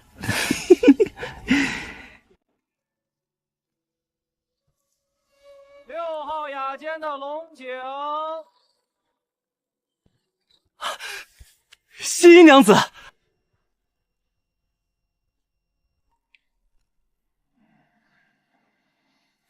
静心神咒，竟用金线绣成暗文。西姨娘子，请坐。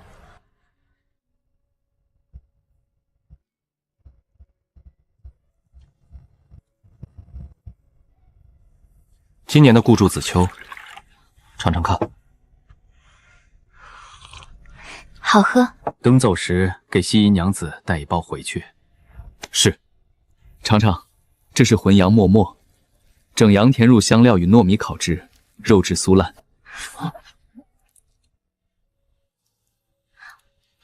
这还是那个清冷金贵的谢大人。上次李府的事，多谢西姨娘子出手相助。谢大人不用客气。李德普一案还有许多超出常理的疑点，单凭大理寺难以彻底厘清。后续还需西姨娘子继续协助查证。只要我帮得上忙，谢大人尽管开口。不过有一事，想请谢大人推荐个可靠的中人。我准备搬出太玄观，需另寻一处小院暂住。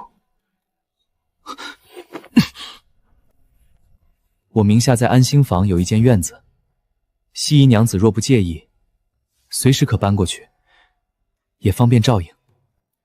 大人心意我领了，我只想住个舒心的小院，大了反而空落落的。好，让谢玄安排，等有消息了去太玄观给你回话。时辰不早，我先告退。我送你下楼。来了，真是谢大人。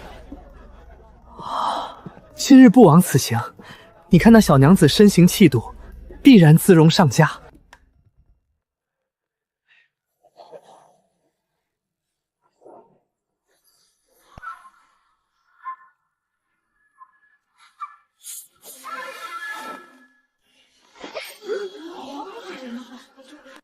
谢大人，这是行刺您吗？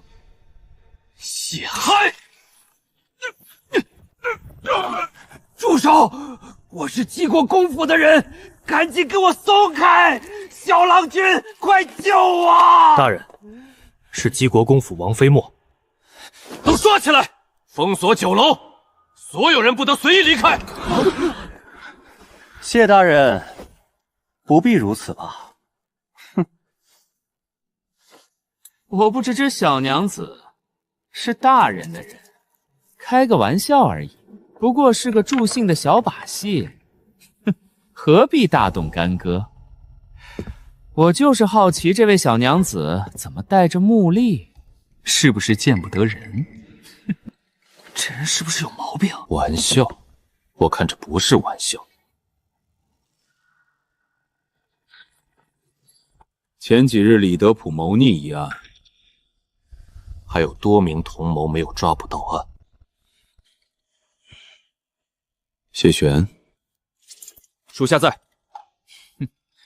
我看王公子倒与案账中一位描述颇为相似，带到大理寺，交给袁大人查查王公子是否与李德普一案有勾连。遵命。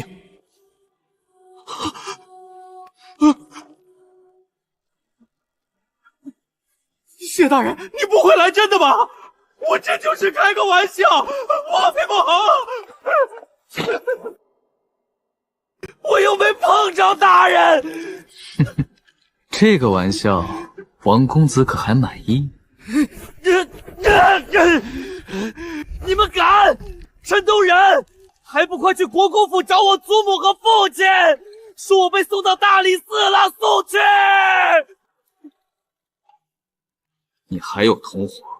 不是我不是，我就是来吃个饭。谢姨娘子，我送你上马车。好。这人的面相怎会如此奇怪？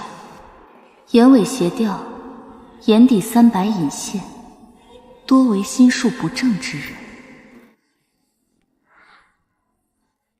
还有他唇薄色淡，嘴角下垂，哭笑皆不及眼底。他与我竟然还有一丝血脉相连。不过那又怎样？惹了我，就别想当做无事发生。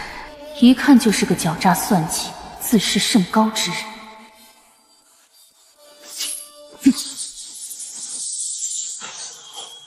救我！你们这群疯子，放开我！我真没碰着他。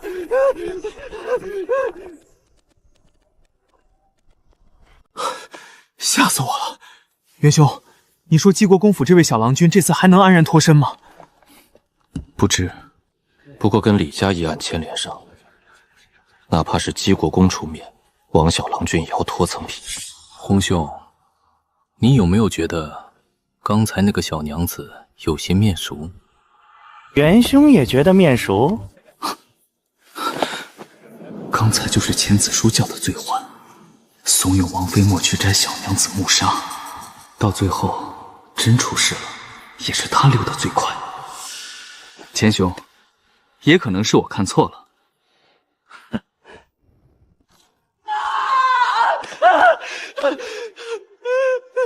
老夫人，救命啊！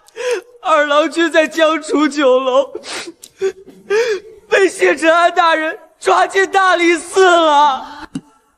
因着何事？快说！敢有半句隐瞒，发卖你全家！二郎君让小人去风师记取烤鸭，就这么一会儿功夫，就出了事。阿菊，去书房请国公爷。唉，你们各自回房吧。去把你阿娘叫来，我要问问她怎么教养的小郎君。说，到底出了何事？与墨儿在江楚酒楼闹事的都有哪些人？从头细细说起，一个字不许漏。陈大人次子陈东仁，金大人长子金康辉，钱大人长子钱子书。等等，钱炳长子也在其中。钱子书当时说了什么？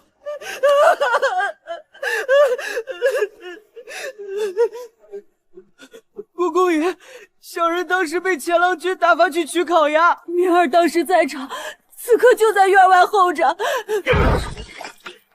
老程，去把明儿带进来。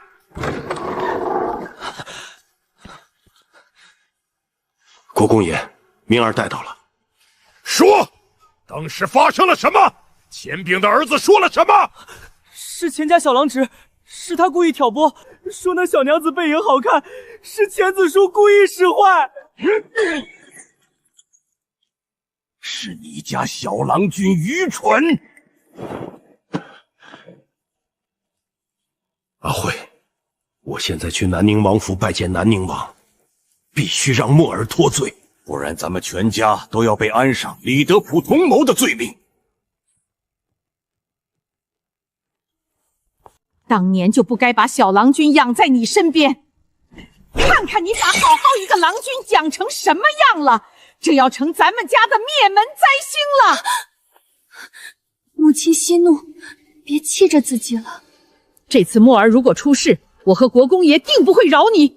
母亲教训的事，都是儿媳不孝，惹母亲气。赶紧出去，别杵在这儿，看得我头疼。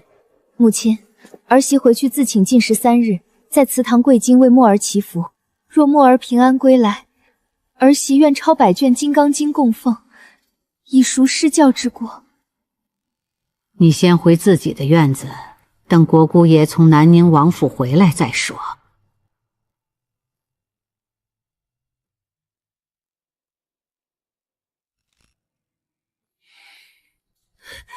郎君，我们的墨儿被抓进大理寺狱，我该如何是好？你还有脸哭？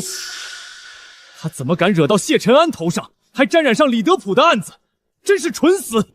我听母亲说，是有人设局陷害墨儿，年少无知，不知人心险恶，平日里把他养得太单纯了。好了，这哪是你的错？父亲已经去了南宁王府，此事既不是直接冲着谢大人，应该没有大碍，别哭了。好，我都听郎君的。你先歇着，我去宗雪斋看看阿明。郎君的玉冠歪了。好了，现在可以去见姐姐了。有事去前院找我，墨儿的事有我在。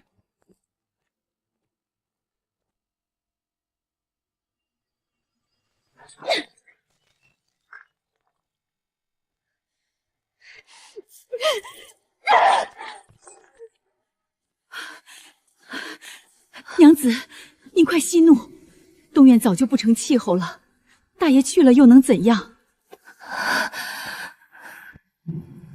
前院传回来的消息那般凶险，这节骨眼上万不能再刺激娘子。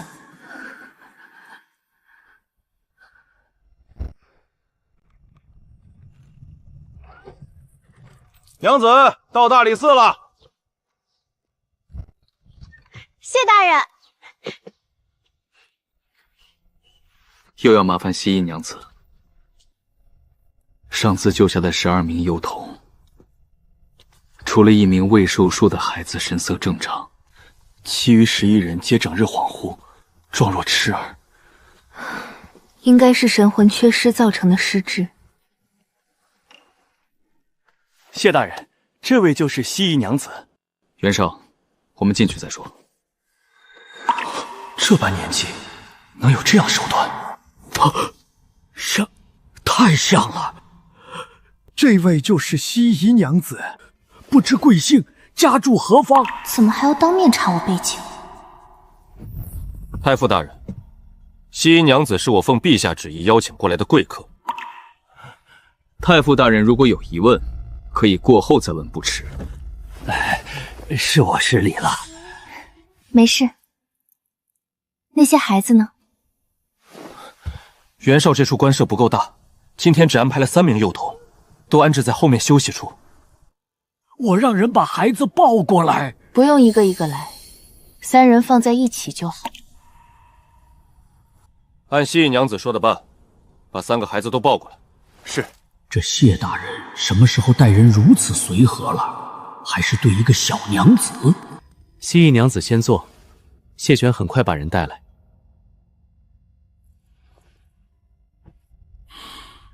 陛下限期只剩3日，我去处理一件急务，失陪片刻。谢大人自去便是。谢大人接了李尚书这桩案子，袁大人倒越发清闲了。官舍都让出来了，随时听候差遣。我这点本事，还是少沾为妙。外头都说袁大人铁面无私，老夫看袁大人最会看风向。太傅这话可叫下官没处喊冤了。这些残缺的魂灵与大理寺浩然正气共存，正气镇压下，他们白净如纸，早已遗忘。他们为何会出现在此？父亲大人，父亲，不是让你们别来吗？儿子和亲娘放心不下正儿。把孩子都放到案桌上。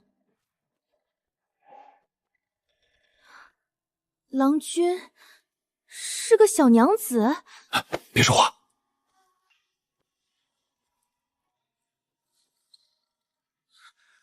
西医娘子这是何意？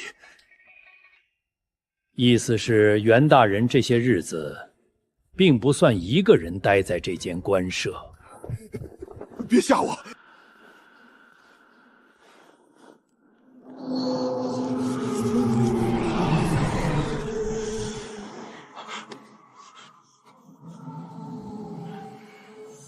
再敢近前，我就不客气了。我已是古稀之年，阳气不足，身体比其他人更畏寒。可现在明显感受到，小娘子怒斥之后，房间刚才的阴冷消散几分。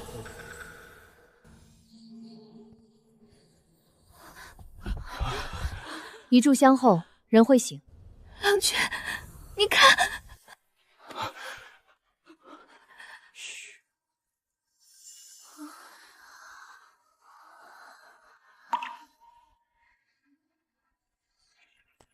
可以了。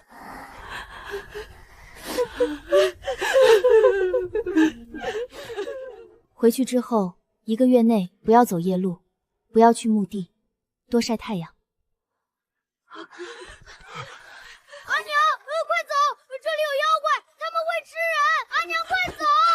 正儿不怕，阿娘在，阿娘在。正儿，父亲和祖父都在，妖怪已经被仙姑赶走了。孩子，不怕，祖父在。祖父，孙儿不孝，让您担心了。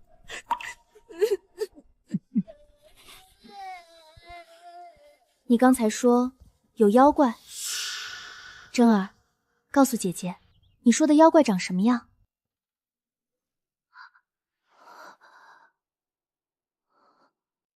是青面獠牙，还是黑雾滚滚？是不是只有你能看见？姐姐，你也能看见对不对？他们都说看不见，还害怕我，躲我远远的。对，我也能看见。他们都没有脸，像一团会动的黑影子。他们都趴在那个坏伯伯的背上，张着好大的嘴，好多张嘴在吃坏伯伯身上亮晶晶的东西。他竟然能窥见气运被吞噬。姐姐知道了，别怕。姐姐刚才把他们都赶走了，以后再也不敢来了。这缕紫气可护你灵堂清明，寻常邪祟不敢近身。仙姑大恩，金娘此生难忘。真儿能得仙姑庇护，便是叫我现在立刻死了也心甘情愿。我与他有缘，也是他运气好。若再拖延半月，药石无医，他这命格便会被彻底毁掉，沦为常人。真儿真的看见了妖怪。真儿，告诉谢伯伯，除了这些，你有没有在暗室看到其他比较奇怪的人？有一天，我好像见到李阿伯和一个黑袍爷爷一起进来。真儿，你有没有看清那黑袍人的长相？祖父，我好像见过他。元宵节那日，您带我去街上看花灯，当时他还撞到过我们。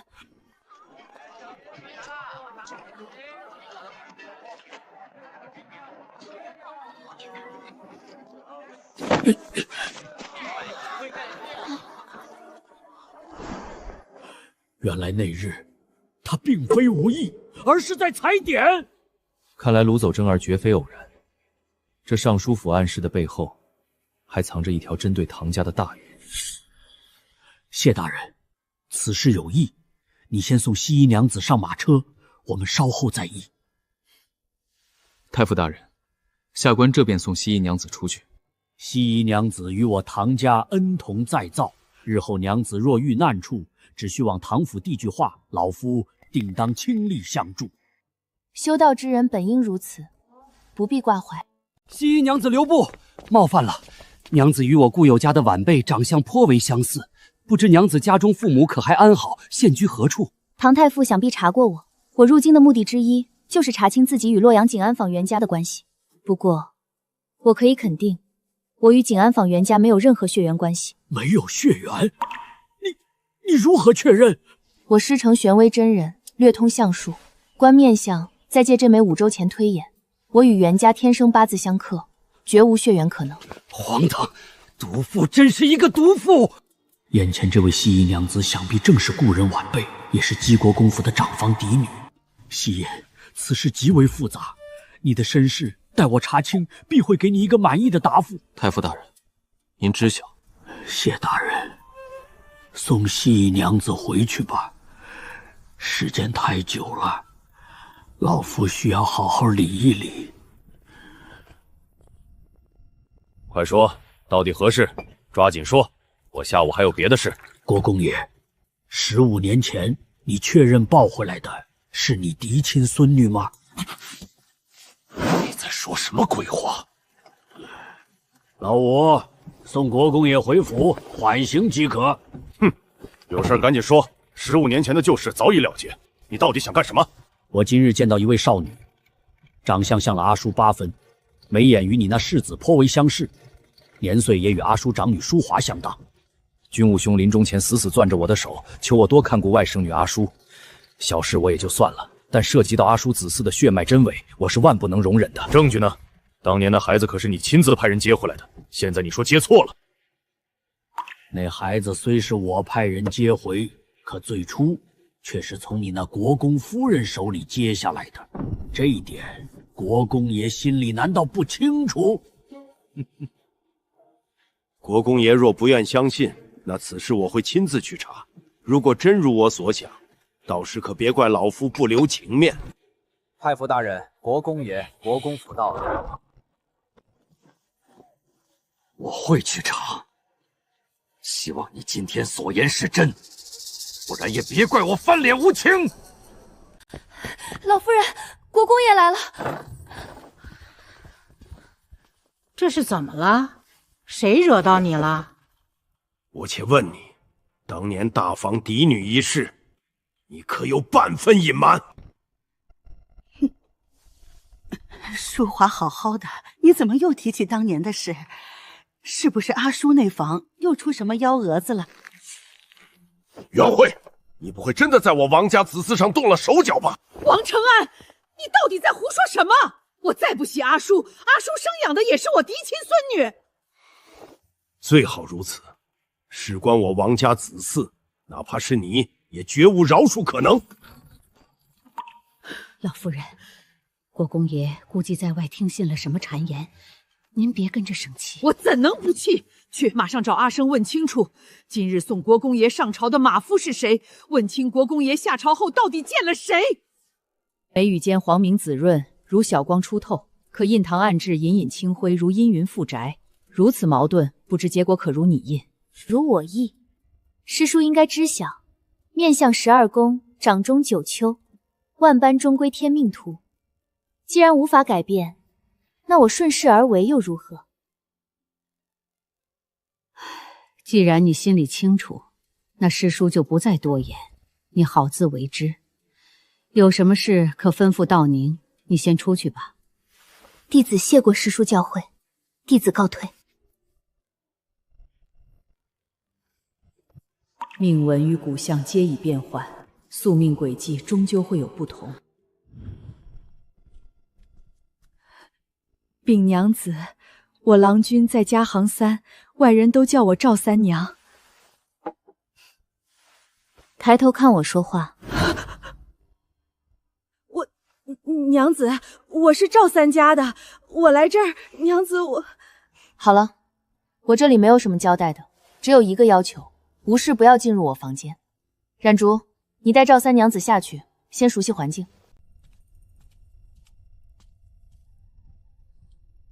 娘子，赵三娘子回去了。何事？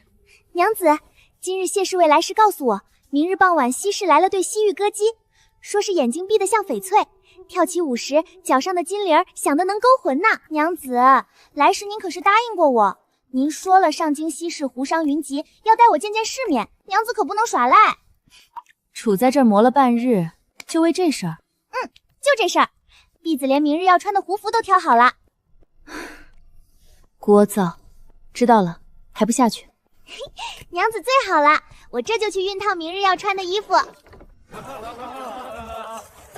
子，快看，真的是赤着脚跳舞。好好走路，当心些。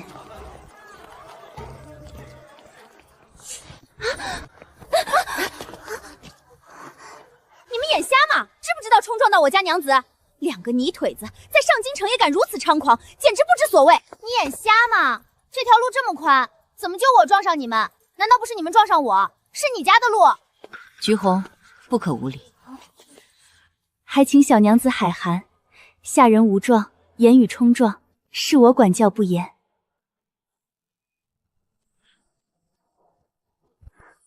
确实需要好生管教，倒打一耙的功夫很深。小娘子，这是我国公府大娘子，你且考虑好再说话。国公府就无法无天了。哼，原来是国公府的金枝玉叶，就不知国公也可知晓，连国公府的奴婢们都是这般仗势欺人的做派。好一个伶牙俐齿的小娘子，王家姐姐向来心软。如果是我，早就打了去，还容得你们在这咄咄逼人？那你又准备如何？这位娘子方才还暗中推人，怎么，现在不躲在后面，是要亲自来教训我们？崔武娘子，刚才是你推的我。胡说！我没有，你明明是胡说八道。是不是胡说？不是你说了算。想必这位嬷嬷刚才站得那么近，应该看得分明。这位娘子，我并没有看到有人推搡我家大娘子。我不知你随意攀咬有何用意，但我崔家也不是你能随意指责的。崔家？哪一个崔家？洛阳府的？不论是国公府还是洛阳崔家，都不是你们仗势欺人的理由。是不是仗势欺人？不是小娘子你说了算。既然欺负到我国公府大娘子头上，那就与我国公府好好说道。娘子，都怪奴婢，若不是奴婢非要来看这夜景，也不会碰见这些疯子。不用担心，今日不遇，换一日同样会遇到。就是不知你有几分本事带我走。好狂妄的口气！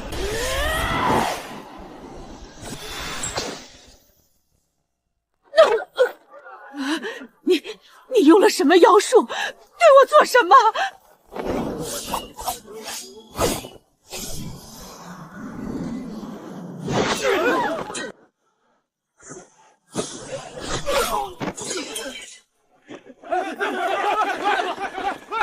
何人胆敢在西市放肆？大人，就是此女子，对我国公府大娘子不敬，有劳大人帮我国公府拿下她，容我禀报国公夫人，夫人必有重谢。嬷嬷，你这是何意？大娘子，此事等老奴回国公府再向您告罪。哪里需要如此客气？侮辱国公府，抓捕他是卑职本分。是西夷娘子。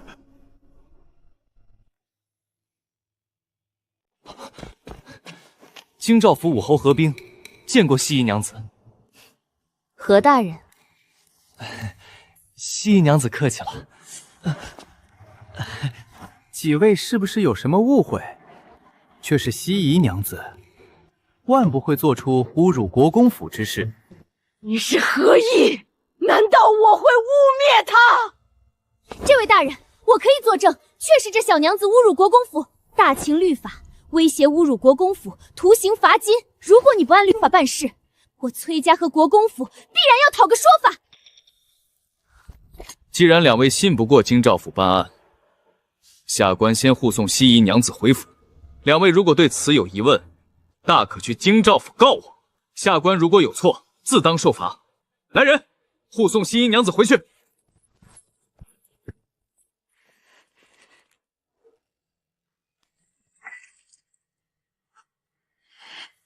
何冰，你好大的狗胆！大人，小人冤枉啊！作死别拉着本府！你竟敢同时得罪姬国公府和崔中书府！大人万万不可！杂坏官印要杖责60，为了这小子不值当啊！还不快说，到底出了何事？大人，小人今日在西市护下的是那位受谢大人照拂的西姨娘子。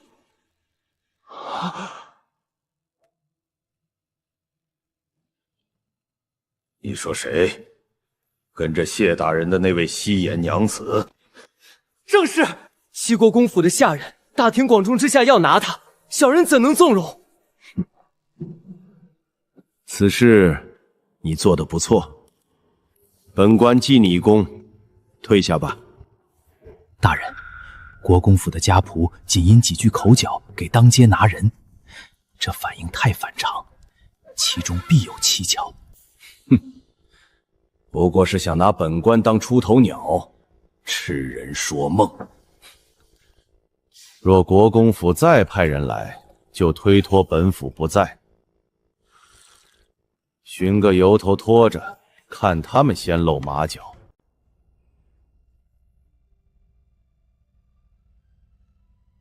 冉竹，外院有客将至，你去开门，把人领到书房见我。冉竹小娘子，放着我来收拾。你先去前院看看。娘子怎么说有人要来？我没听着敲门声啊。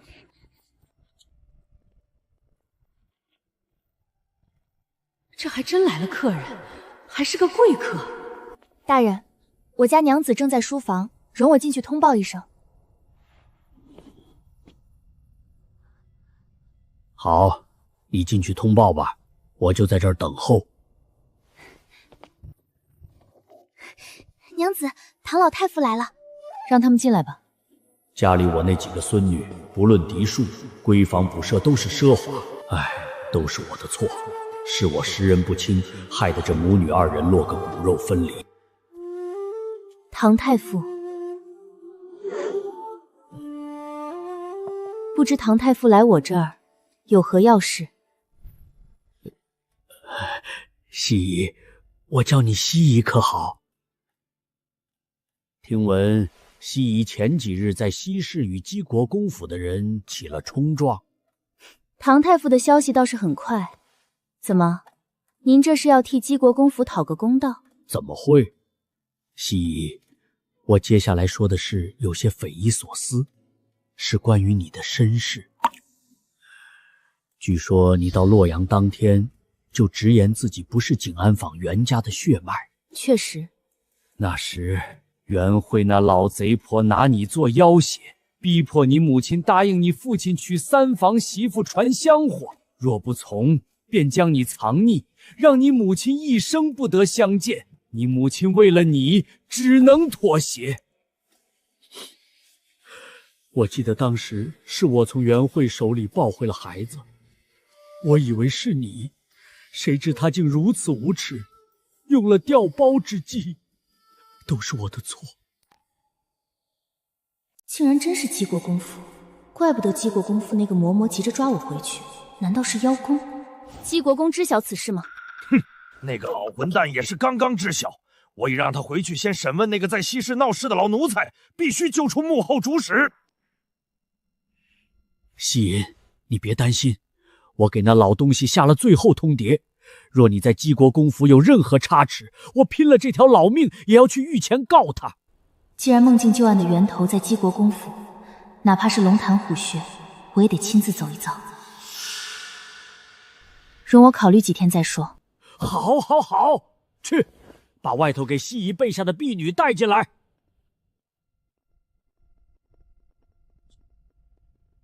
先让人帮你收拾妥当。等王承安处理好他那个老妻，定让他亲自过来接你回国公府。好，我听唐爷爷的。你说郑源拒绝了，他怎么敢？老夫人，我今日出来的时候，好像见到唐太傅身边的牛庆堂。又是唐守正那个老不死的狗东西在捣鬼。你拿我的帖子去找二郎，就说你想让二郎去替你干什么勾当？你做什么？在外受了什么气，跑到我房里发火，竟然还踹我的门！老程，你把这些调查到的东西和口供，给国姑夫人好好看看。什么安杂东西，也拿到我这儿？既然他不要这张老脸了，老程读给他听。阿晴，拿过来，我倒要看看是什么东西。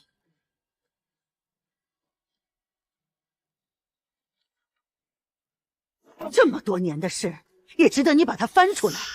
你竟然没有丝毫羞愧之心！我为何要羞愧？我是他的祖母，是生是死当然是我说了算。既然我给不了闵卿嫡妻身份，那就给闵卿之女嫡女身份，都是王家血脉，有何区别？到现在你还敢强词夺理？不说你混淆大房子事，我只想问问，为何我王家嫡女会在洛阳袁家？什么袁家？闵卿的母亲不仅是我嫡亲表妹，与我还有救命之恩。我不过是把大房、三房两个小娘子调换了，谁嫡谁庶，对于你我而言，这是罪过吗？唐守正手里有阿叔亲女的证据，你又该如何推说？哼，他说是真就是真。当我国公府是他唐家后宅，你最好看看最后那几张供词，再与我说话。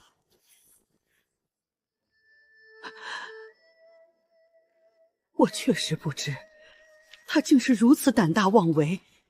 阿叔之女现在在哪儿？在哪儿？你当真不知？你这几日不是一直派人到京兆府去寻他麻烦？当初看袁清怡的画像，只觉得眼熟，现在想来，与阿叔年幼时有6、7分像。是他害了我家木儿！你也好意思说是他害了墨儿？难道不是你无底线溺爱害了他？好了好了，我知道了，等他回来，我自会弥补他。现在说的是墨儿，既然都是一家子，还是他亲兄弟，你还不让他递个话，把我的墨儿放回来？你这胡搅蛮缠的无知蠢妇！你以为唐守正是吃素的？他既然调查出当年内幕，就不会善罢甘休。再说，还有崔家那边，你别忘了阿叔还是崔家女。现在崔家是崔望舒的继母当家，崔沈氏可是闵卿的亲姑母，难道还能替崔望舒讨公道？不论你心里藏着多少心思，别再使到明面上。我已经派人去吏部召大郎、二郎回府，今晚我会当着全府的面告知此事。另外，你派人把王淑兰给我扔回洛阳袁家。我国公府绝不给贼人养孩子。王淑兰可以送走，但淑华的身世现在绝对不能公布。淑华与谢家二郎还有婚约，就对外宣称崔望舒当年生了双胎。你做梦！至于谢家，改日我亲自上门赔罪。谢家还要不要这门亲事，就看淑华有没有那个命了。哼！袁沈氏已经被押解回京，不日就到。你还是多想想此事该如何善后吧。阿叔，你到阿翁这边坐，坐下吧。谢过阿翁。沈氏，还不跪下！父亲，今日老夫有一事宣布，阿叔，我国公府对不住你。阿翁，此事是我当年想差了。17年前，阿叔生女时，我抱了你的亲女养在身边。后来因我疏忽大意，把淑华和淑兰搞混了。母亲，可知你在说什么？当年我将刚出生的大娘子抱去庄子休养，我们同时染上风寒，我就让杨嬷嬷同时看顾大娘子和二娘子，谁知竟然让杨嬷嬷和袁婶氏钻了空子。说重点！放肆！这便是你崔氏女的教养，竟敢对婆母高声恶斥！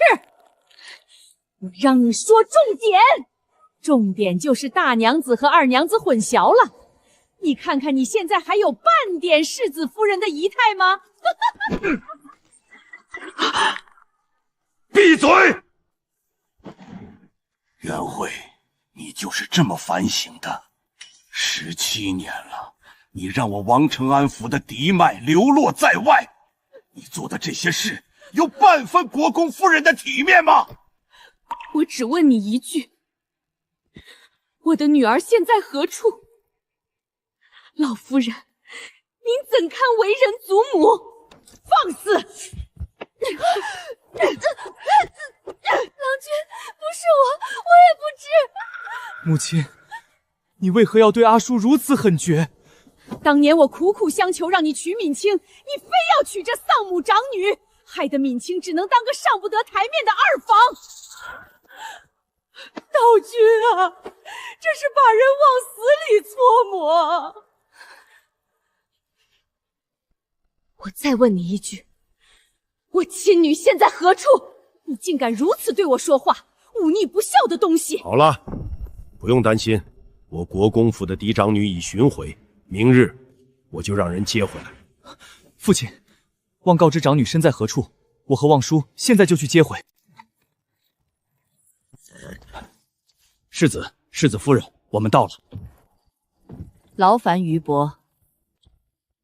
于伯，是这家？正是。这么晚了，是谁？冉竹小娘子，我是国公爷身边的于荣，近日领着我家世子和世子夫人来见西银娘子。你们等等，我去就来。娘子，外面那个国公爷身边的于伯来了，说是国公府的世子和世子夫人要见你。我知道了，你出去开门，领世子与夫人去书房坐，我随后就到。看来这国公府，我势必要走上一遭。这就是他生活的地方吗？阿娇，这还是第一次我同人这么亲近。夫人，你要不要先坐下？阿娇在外受苦了，都是为父不对。这么说，因为国公夫人心中的结，把我和世子名下那3房嫡女调换了，再将我扔出上京。西姨，你祖母她也是被人钻了空子。怎么，还在给你母亲找补？阿叔，西姨毕竟要回府，若心存芥蒂，我女儿我自会护着，哪怕是国公夫人也不行。委曲求全在我这就是不行。今日实在太晚，院里也住不下，你好好歇息。夫人慢走。明日午时前，阿娘亲自来接你回府，谁也拦不住。敏清怎会如此蠢笨不堪，竟然能让沈敏如那个贱货算计我济国公府给外人养女，真是笑话。三夫人心思单纯，哪里想到自家姐妹会有如此歹毒心思。老夫人先把药喝了。如果不是三夫人失察，让那小妾钻了空子，我也不会如此被动。原本哪怕是个庶女，只要养在府里，事态也不会失控。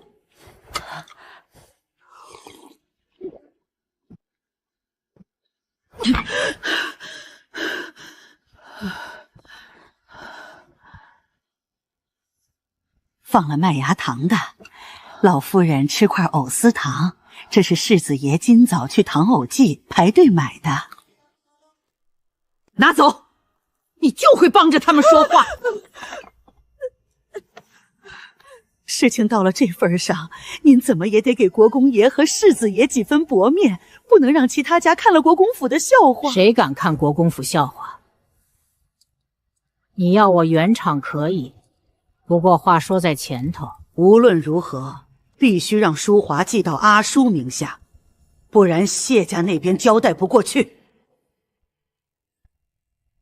老夫人，世子爷同意，世子夫人也不会同意的。阿叔那边我自会去说。还有，把淑华跟前的武嬷嬷打发了。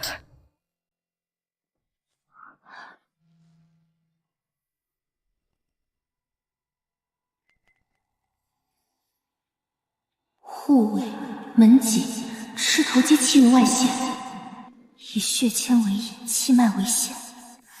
幕后布局之人，针对的是整个姬家的血缘体系。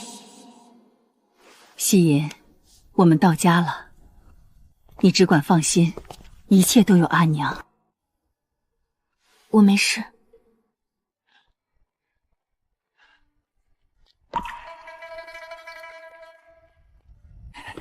夕颜，前面就到你祖父和祖母的院子，以后有时间来正院多陪陪祖父祖母。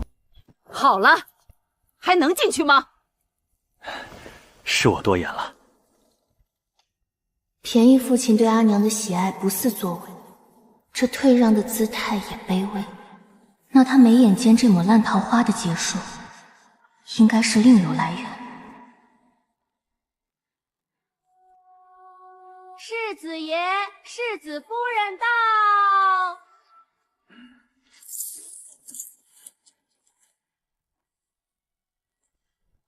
看来这认亲大戏不过是幕后之人布下的一枚棋子，既已进门，便由不得你们再唱下去了。